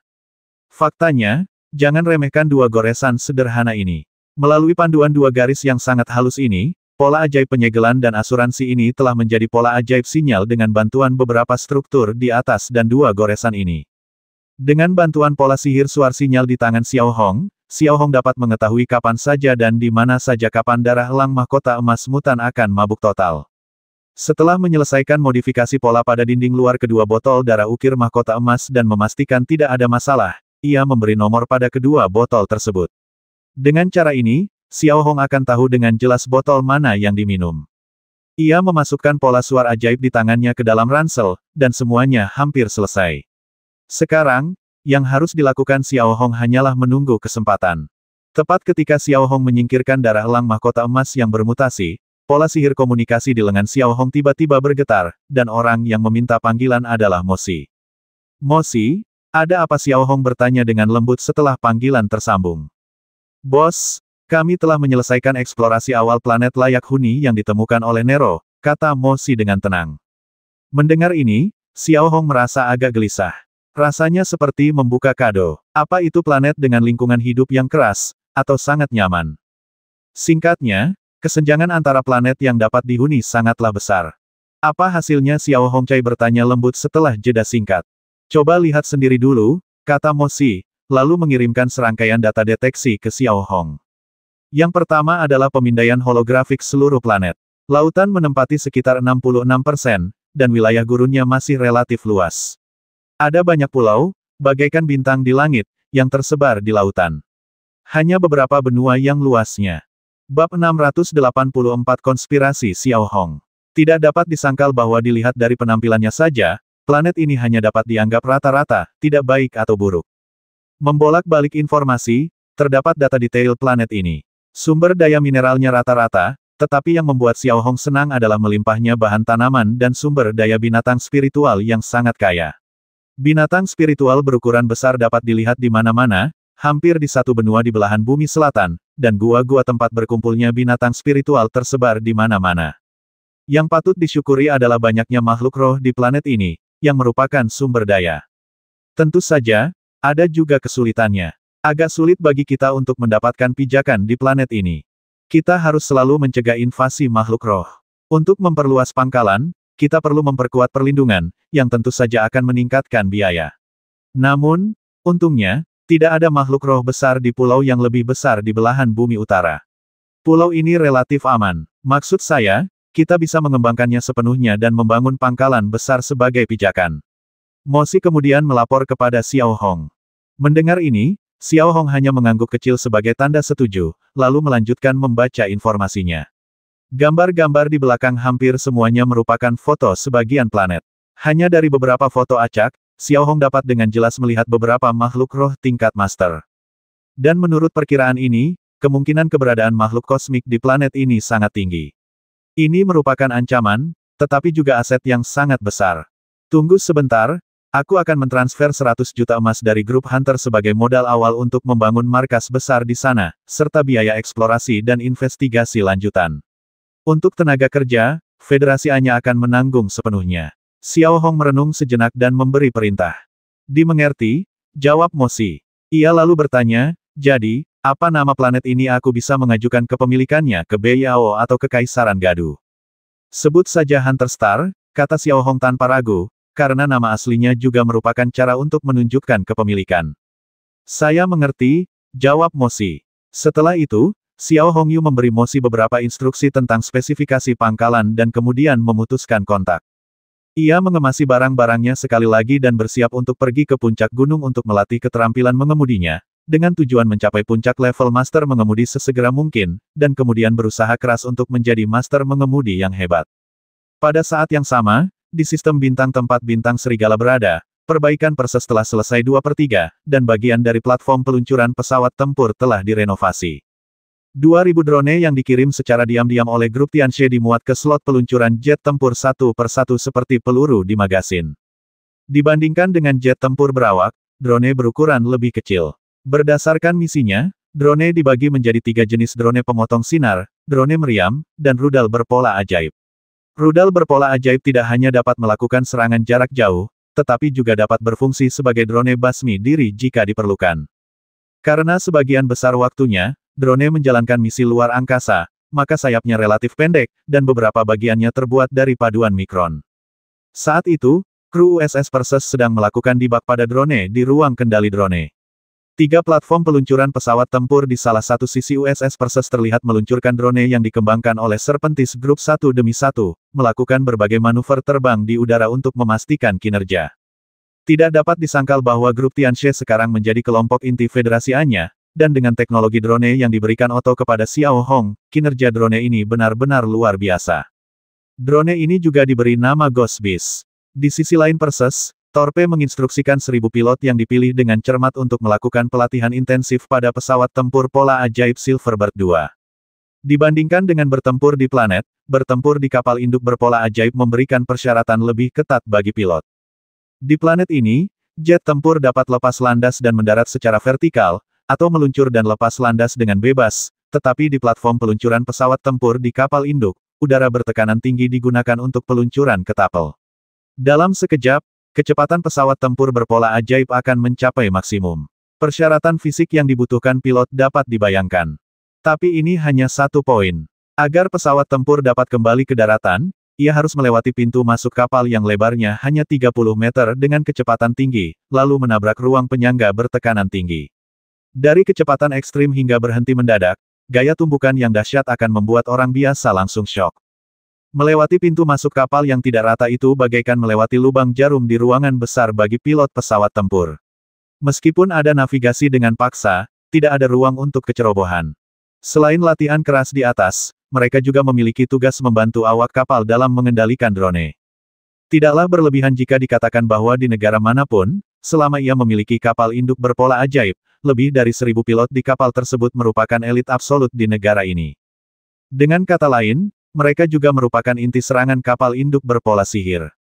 Di sisi lain, sejak Pega menerima pola pertempuran air Xiao Hong, benda tak ternilai ini, Pega kini menjadi pelatih paruh waktu grup Hunter, sekaligus konsultan teknis, yang menugaskan tugas pelatihan kepada staf kapal perang pola sihir Hunter, dan terkadang, meminta mereka menyelesaikan beberapa tugas. Dan karena Xiao Hong sebelumnya telah membuat beberapa janji diam-diam dengan Ivan, Otto dan Lehman, militer Gadu tidak pernah mengungkapkan jumlah armada grup Hunter, dan bahkan secara diam-diam menyetujui pelatihan tembak-menembak grup Hunter di berbagai sudut Kekaisaran Gadu. Dari titik ini saja, pada dasarnya dapat dinilai bahwa dalam pertarungan antara He Zesen dan Xiao Hong, militer Kekaisaran Jiadu, dan bahkan seluruh Kekaisaran Jiadu, tanpa sadar telah berdiri di pihak Xiao Hong. Di sisi lain, Kekaisaran Futan cenderung condong ke arah Kurosawa Sen, meskipun tidak ada pernyataan dan gerakan yang jelas.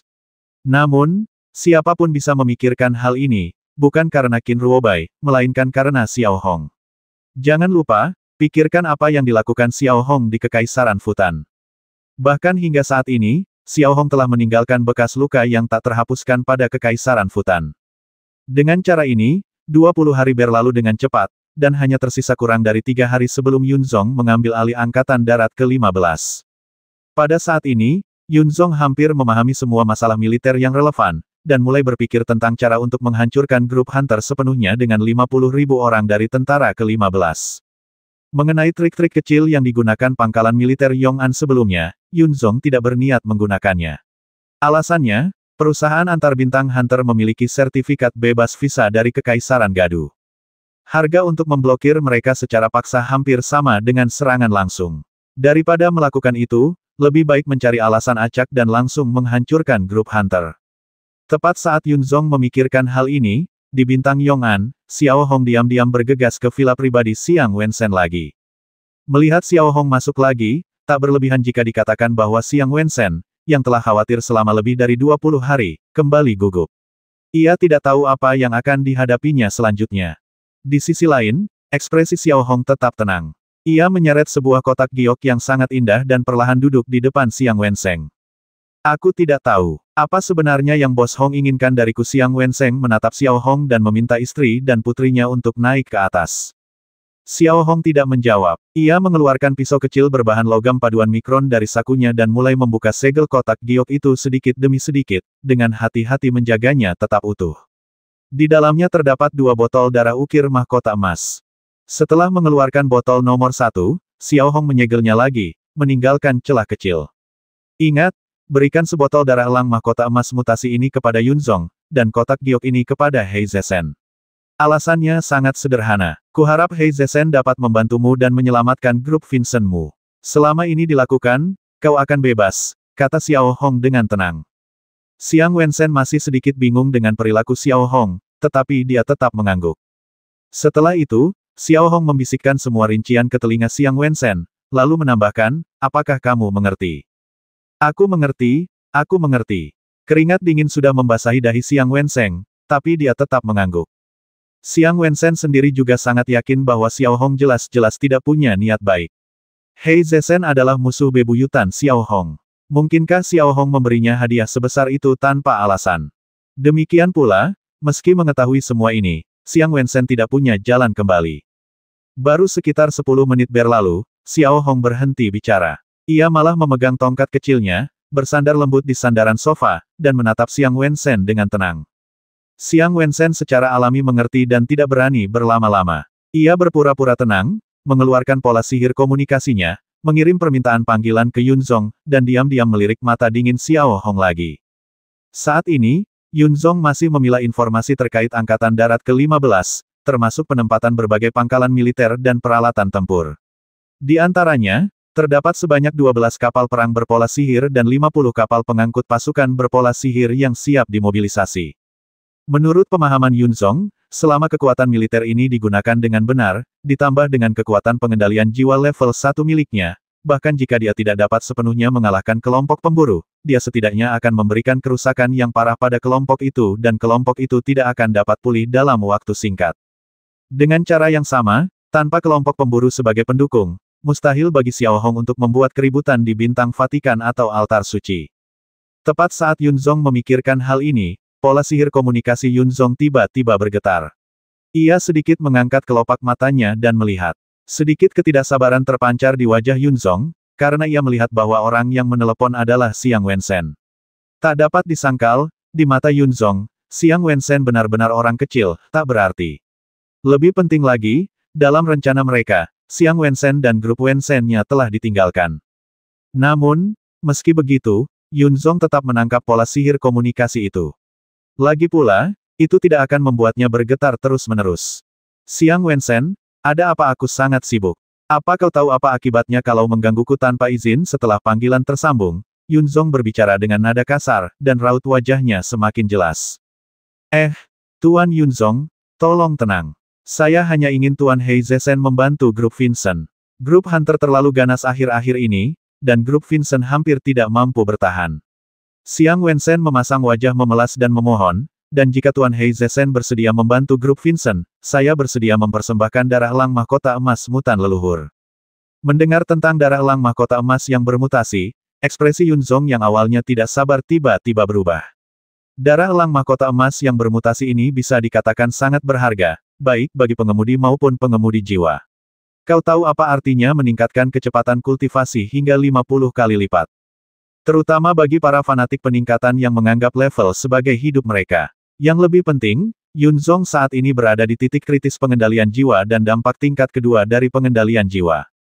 Mampu meningkatkan 50 kali lipat akan memungkinkannya menembus level kedua pengendalian jiwa dalam waktu 1 bulan.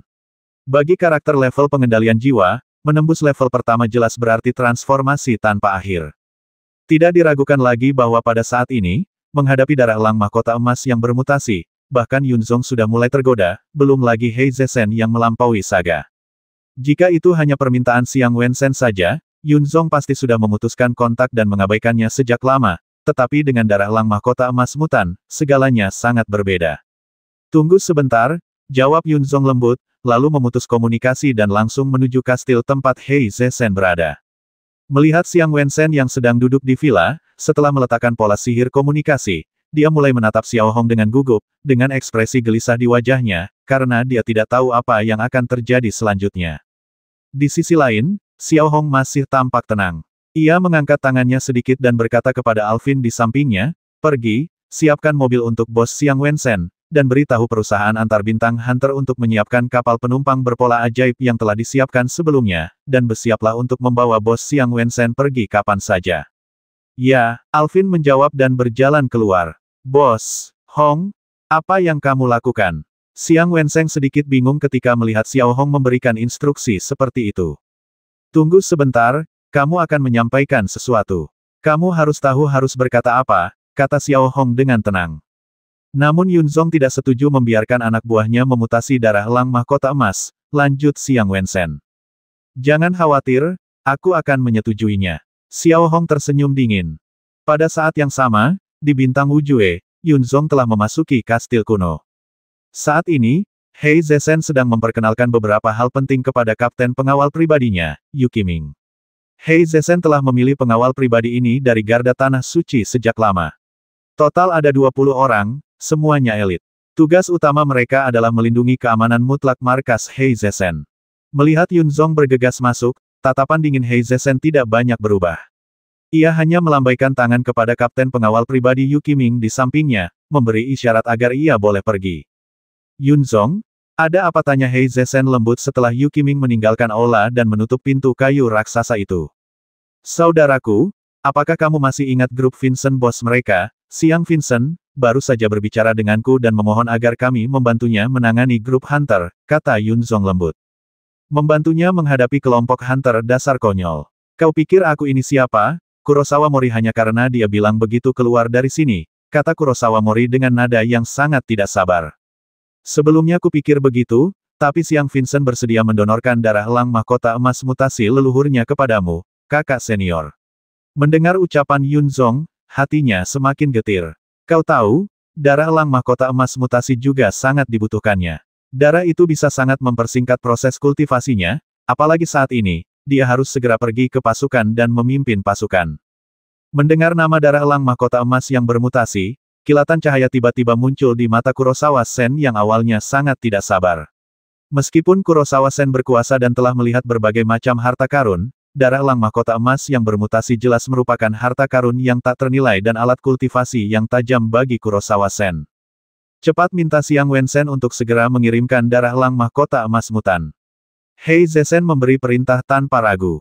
"Jadi, kakak senior, kamu berencana membantu Xiang Wensen?" tanya Yunzong balik. "Membantu kalau bisa, ya bantu. Kalau tidak bisa, aku juga tidak bisa. Intinya, rencana kita harus diutamakan," perintah Kurosawa Mori. "Oh," jawab Yunzong lembut, lalu memerintahkan Xiang Wensen untuk segera mengirimkan darah elang mahkota emas melalui pola sihir komunikasi, dan sebisa mungkin menghindari bintang Vatikan serta langsung menuju atmosfer bintang Wujue untuk menunggu. Setelah menerima berita tersebut dari Yunzong, Xiang Wensen mengikuti instruksi Xiao Hong dan memasang ekspresi gembira dan terima kasih, lalu dengan hormat memutuskan kontak. "Ingat, ini satu-satunya kesempatanmu untuk menyelamatkan diri. Jangan main-main. Kau tahu, Hei Zesen. Percaya atau tidak, bahkan jika kau bilang padanya bahwa semuanya sudah kurencanakan, dia tetap akan membasmimu untuk mencegah masalah di masa depan. Bukan hanya itu, dia juga akan membasmi keluargamu. Aku yakin kau lebih suka masalah yang lebih sedikit daripada masalah yang lebih banyak dan meninggalkan Federasi Gadu dengan selamat sesegera mungkin, kata Xiao Hong lembut setelah Xiang Wensheng meletakkan pola sihir komunikasi. Ya, tentu saja aku tahu itu. Xiang Wensheng menjawab dengan cepat. Kata-kata Xiao Hong memang ringan, tetapi Xiang Wensheng jelas tidak bodoh. Ia secara alami dapat membedakan kepentingan yang terlibat. Lalu Xiao Hong tidak banyak bicara, hanya melambaikan tangannya dan memberi isyarat kepada Xiang Wensheng bahwa dia bisa pergi. Dapat dikatakan bahwa semua sarana transportasi untuk Xiang Wensheng dalam perjalanan ini disediakan oleh grup Hunter. Namun, semua logo grup Hunter dihapus dan untuk sementara ditambahkan ke grup Vincent. Grup Vincent saat ini hanya tampak tidak selaras dengan grup Hunter. Faktanya, grup Vincent telah sepenuhnya jatuh ke tangan Xiao Hong sejak lama. Setelah berlayar selama 10 jam penuh, kapal penumpang pola ajaib yang ditumpangi Xiang Wensheng, setelah melewati bintang Vatikan, akhirnya berlabuh dengan benar di luar atmosfer bintang Wujue, karena bintang Wujue bukanlah tempat yang dapat dimasuki begitu saja. Xiang Wensheng, yang berada di kapal penumpang pola ajaib, memandang para awak di sekitarnya yang semuanya berasal dari grup Hunter dan tetap relatif tenang. Ia duduk di kursi utama tanpa ekspresi atau ekspresi serius. Jika Anda tidak tahu cerita di dalamnya, Anda akan benar-benar mengira dia adalah bos besar grup Vincent. Semua awak kapal mengenakan seragam grup Vincent.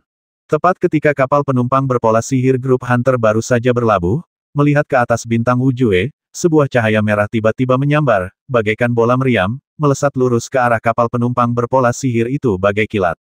Ketika semakin dekat, terlihat jelas bahwa orang yang datang adalah Yunzong. Di tubuhnya, terdapat lapisan membran energi tembus pandang yang menyelimutinya. Sekilas, ia tampak seperti kelelawar berwarna merah darah. Hanya beberapa detik berlalu, Yunzong sudah tepat di depannya. Lalu, ia langsung masuk ke kapal penumpang melalui pelabuhan, tanpa perlu mengenakan alat pelindung diri sama sekali. Tak lama kemudian, Yunzong perlahan memasuki ruang kendali utama kapal penumpang berpola ajaib. Hampir saat Yunzong masuk, Xiang Wensheng dan bahkan staf di ruang kendali utama berlutut di hadapannya. "Salam, Tuan Yunzong," kata Xiang Wensheng dengan penuh hormat. "Aku tidak menyangka kau bertindak secepat itu." Yunzong tidak memberi isyarat kepada Xiang Wensheng untuk berdiri, juga tidak menatap Xiang Wensheng. Ia hanya meletakkan tangannya sedikit di belakang punggung dan menatap lurus ke depan. Grup Vincent sedang dalam bahaya. Kita harus bertindak cepat. Saya harap Yunzong dan Tuan Hei Zesen dapat membantu. Sambil berbicara, Xiang Wensheng buru-buru mengangkat kotak giok itu ke atas kepalanya dengan tatapan rendah hati. Melihat kotak kayu yang sangat indah di depannya, Yunzong secara alami tahu apa itu, dan matanya yang dingin sedikit bergerak. Seperti yang telah disebutkan sebelumnya, Yunzong juga sangat menyukai benda ini. Lalu, tanpa berkata apa-apa, Yunzong mengulurkan tangan dan meraih kotak giok itu. Raut wajahnya sudah dingin. "Jangan khawatir, Tuan Kurosawa Mori akan melakukan yang terbaik. Bangunlah." "Kalau begitu, Yunzong dan Tuan Hei Zesen," kata Xiang Wensheng dengan tatapan penuh hormat dan raut wajah penuh sanjungan. Ia kemudian dengan hati-hati mendekati Yunzong, lalu diam-diam mengeluarkan darah elang mahkota emas mutan nomor 1 dari sakunya dan diam-diam melambaikannya di depan Yunzong. "Apa yang kau lakukan?" Yunzong agak terkejut, tetapi ketika melihat sebotol darah elang mahkota emas mutan, kilatan cahaya melintas di mata Yunzong. "Kudengar Tuan Yunzong akan bergabung dengan pasukan ke-15. Bukankah mudah dan menyenangkan menghancurkan grup Hunter jika Tuan Hei Zesen tidak mau membantuku? Kuharap Tuan Yunzong berbaik hati membantuku." "Jangan khawatir, Tuan, makanlah dagingnya dan aku bisa makan sup. Asal grup Vincent bisa kembali seperti semula." Xiang Wensheng melanjutkan dengan raut wajah yang menyanjung, nadanya terdengar menyanjung dan memohon.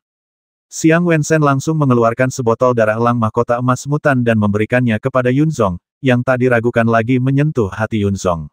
Terlebih lagi, kata-kata Xiang Wensheng yang sangat tepat membuatnya merasa sedikit lebih baik tentang Xiang Wensheng dan merasa bahwa Yunzong cukup bijaksana. "Tidak masalah." Yunzong tersenyum tipis, lalu mengulurkan tangannya yang besar, mengambil darah elang mahkota emas mutan nomor 1 yang diserahkan Xiang Wensheng, dan memasukkannya ke dalam sakunya. "Kalau begitu, saya ingin mengucapkan terima kasih sebelumnya kepada Tuan Yunzong atas perhatiannya," kata Xiang Wensheng sambil membungkukkan badan. "Jangan khawatir, selama aku, Yunzong, masih di grup Hunter-nya, dia pasti akan mati. Sedangkan kau, selama kau patuh, bintang Yong'an cepat atau lambat akan menjadi milikmu." Yunzong memasang wajah ramah dan berkata kepada Xiang Wensheng. Ini, Xiang Wensheng tiba-tiba memasang ekspresi bingung, seolah terlalu terkejut, lalu buru-buru berkata, saya tidak menyangka Tuan Yunzong akan begitu baik kepada saya. Saya sungguh tersanjung. Terima kasih sekali lagi. Tuan Yunzong, jangan khawatir, saya akan menjadi milik Anda mulai sekarang. Bab 686 Menabur Perselisihan. Kemudian sajak itu dimulai dengan pidato pujian yang panjang, menggunakan hampir setiap kata pujian yang dapat ditemukan dalam kamus. Yunzong agak kesal dengan omong kosong Xiang Wensen yang bertele-tele, tetapi seperti kata pepatah, jangan memukul orang yang sedang tersenyum. Karena dia sangat dipuji, Yunzong tidak akan mengabaikannya begitu saja. Terlebih lagi, dia telah menerima hadiah tambahan dari Xiang Wensen. Karena itu, Yunzong hanya bisa berdiri di sana dengan sabar dan mendengarkan keraguan Xiang Wensen. Hampir 40 menit berlalu hingga Xiang Wensen terdiam dan berhenti memujinya. Namun, raut wajahnya masih menyanjung. Sudahlah. Melihat Xiang Wensen akhirnya diam, Yunzong pun angkat bicara, lalu berbalik dan keluar dari ruang kendali tanpa menoleh ke belakang. Sesaat kemudian, sebuah bola cahaya merah terpancar langsung dari kapal penumpang berpola magis. Dalam sekejap mata, bola itu telah terbang jauh dan terjun ke atmosfer bintang Wujue. Pergerakannya sangat cepat, yang juga merupakan simbol kekuatan tingkat kendali jiwa. Bola itu dapat bergerak bebas di antara kehampaan dan planet-planet tanpa hambatan apapun. Melihat Yunzong pergi melalui jendela pandang, Xiang Wensen menghela napas lega dan langsung terduduk di kursi utama, keringat bercucuran di dahinya. Hingga saat ini, ia masih belum tahu apa yang sedang direncanakan Xiao Hong, tapi itu jelas bukan hal yang baik. Kapten kapal penumpang berpola ajaib itu melirik Xiang Wensen sebentar, tanpa terlalu memperhatikan, dan dengan tenang memberi isyarat kepada jurumudi untuk berbelok perlahan, lalu berangkat dengan kecepatan penuh. Alasan mengapa dia berbalik perlahan adalah juga apa yang Xiao Hong telah berulang kali ingatkan padanya sebelumnya, yaitu untuk memberikan Yunzong rasa tenang, jika tidak maka akan mudah untuk mengungkap kekurangannya. Pada saat yang sama, Yunzong, yang telah kembali ke Wujue Star, telah tiba di kastil Heizesen sesegera mungkin dan dengan hati-hati mendorong pintu kayu besar itu. Heizesen, yang duduk di kursi utama aula, melihat Yunzong masuk sambil membawa kotak giok. Ekspresinya sedikit berubah, lalu ia bertanya dengan lembut, sudah sampai? Ya, jawab Yunzong, lalu dengan hormat meletakkan kotak giok itu di depan Heizesen. Hanya untuk mendapatkan sesuatu, kenapa lama sekali Heizesen mengangkat kelopak matanya sedikit, melirik Yunzong, dan berkata lembut. Ini, Yunzong ragu sejenak dan tidak tahu harus berkata apa. Dia tidak bisa begitu saja memberitahu Heizesen secara terbuka bahwa dia menerima pujian Xiang Wensen selama lebih dari setengah jam. Selama proses pengambilan barang-barang itu, Xiang Wensen ragu-ragu cukup lama dengan saya. Ia terutama khawatir kami akan mengambil barang-barang itu dan tidak mengerjakannya. Yunzong berpikir sejenak sebelum berbicara dengan hati-hati. Tanpa bertanya lebih lanjut, Vincent menundukkan kepalanya sedikit, membuka segelnya, dan dengan hati-hati membuka kotak giok itu. Ekspresinya berubah ketika ia melihat dua ruang kosong di dalam kotak giok itu, tetapi hanya ada sebotol darah elang mahkota emas mutan. Hal ini tentu saja membuat Heizesen agak curiga. Secara logika, jika hanya ada satu botol darah elang mahkota emas mutan, mengapa ada dua slot kosong bukankah ini tidak perlu? Sekali lagi ia memfokuskan pandangannya pada segel yang rusak, raut wajah Kurosawa Sen tiba-tiba berubah lagi, karena Kurosawa Sen dapat melihat dengan jelas bahwa segel itu telah dirusak lagi. Ada dua lapisan lem di atasnya, dan salah satu sudutnya sedikit rusak. Kurosawa Sen yakin bahwa kerusakan ini bukan disebabkan olehnya. Melihat pemandangan ini, Kurosawa Mori tidak dapat menahan diri untuk tidak menyipitkan matanya sedikit. Yunzong, yang berdiri di hadapan Heizesen, tentu saja dapat melihat situasi di dalam kotak giok itu. Jantungnya tiba-tiba berdebar kencang. Ada dua ruang kosong dan hanya sebotol darah elang mahkota emas yang bermutasi. Kesan pertama yang ia dapatkan, tak diragukan lagi, adalah barang-barang di dalamnya telah disentuh seseorang.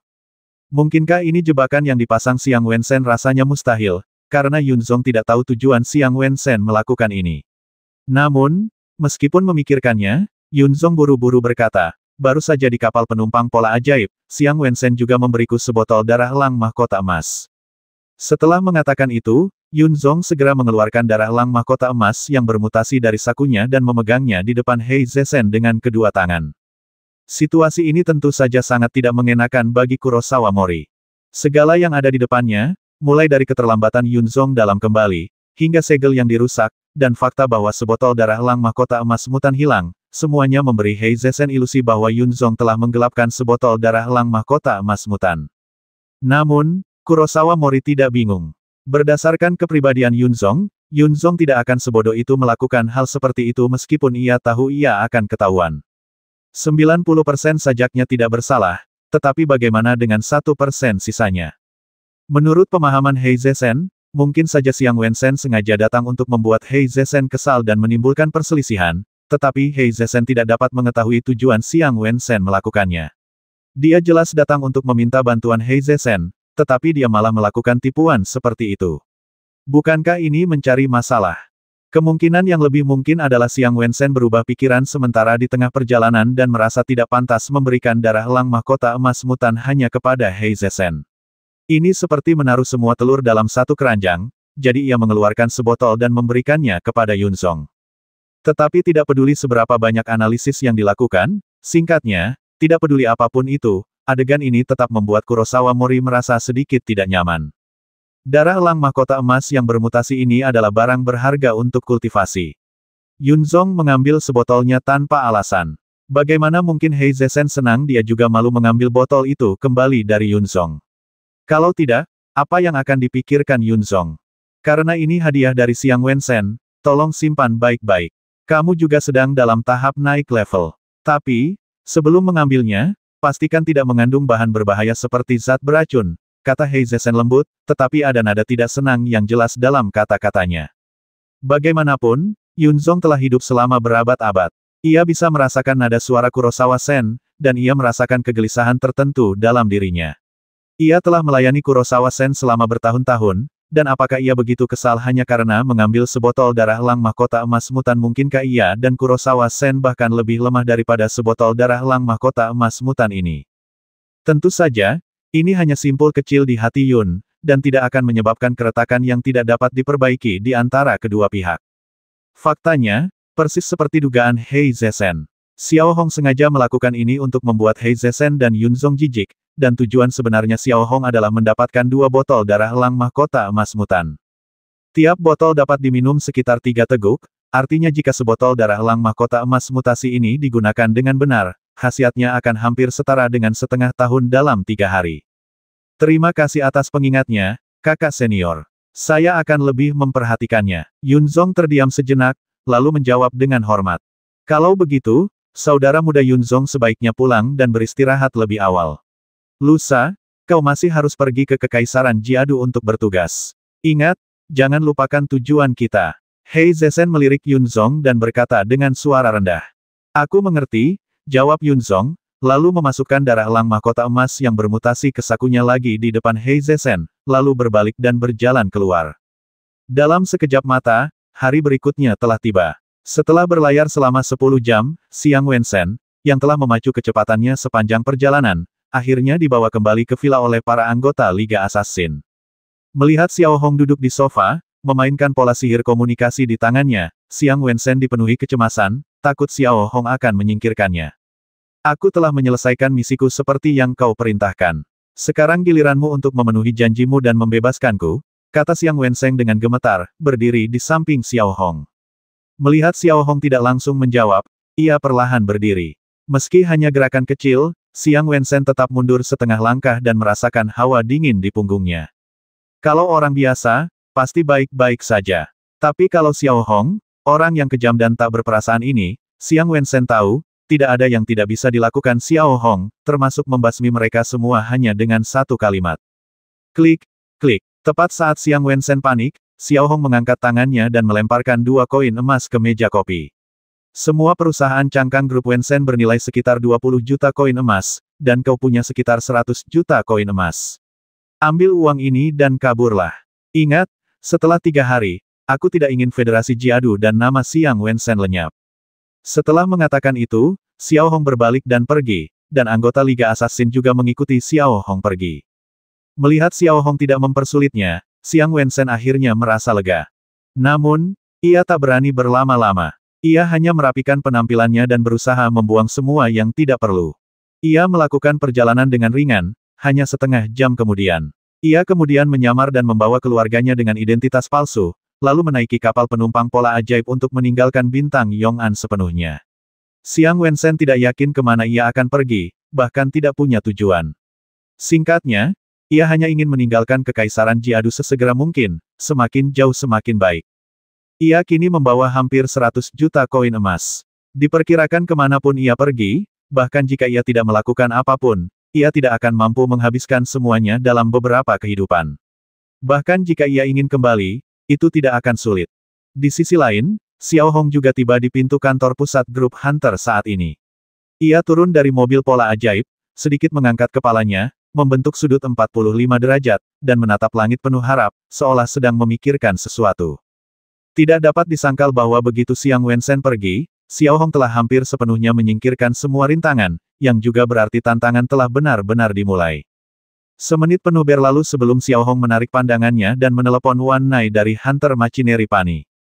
Wan Nai, bagaimana ketiga bom lubang hitam berpola ajaib itu disiapkan? Tanya Xiao Hong dengan suara rendah. Badan rudal telah rampung, dan hulu ledak rudal lubang hitam berpola ajaib telah terpasang. Hulu ledaknya dapat dimuat ke dalam kapal perang berpola ajaib kapan saja dan di mana saja, jawab Wan Nai dengan sangat sigap. Bagus sekali. Sekarang aku perintahkan kalian untuk memuatnya ke Mermaid, Libra, dan White Wolf masing-masing, perintah Xiao Hong. Sebenarnya, ketiga kapal perang berpola sihir ini juga merupakan tiga kapal perang berpola sihir paling hebat di tangan Xiao Hong, dan mereka mahir dalam serangan rudal berpola sihir. 308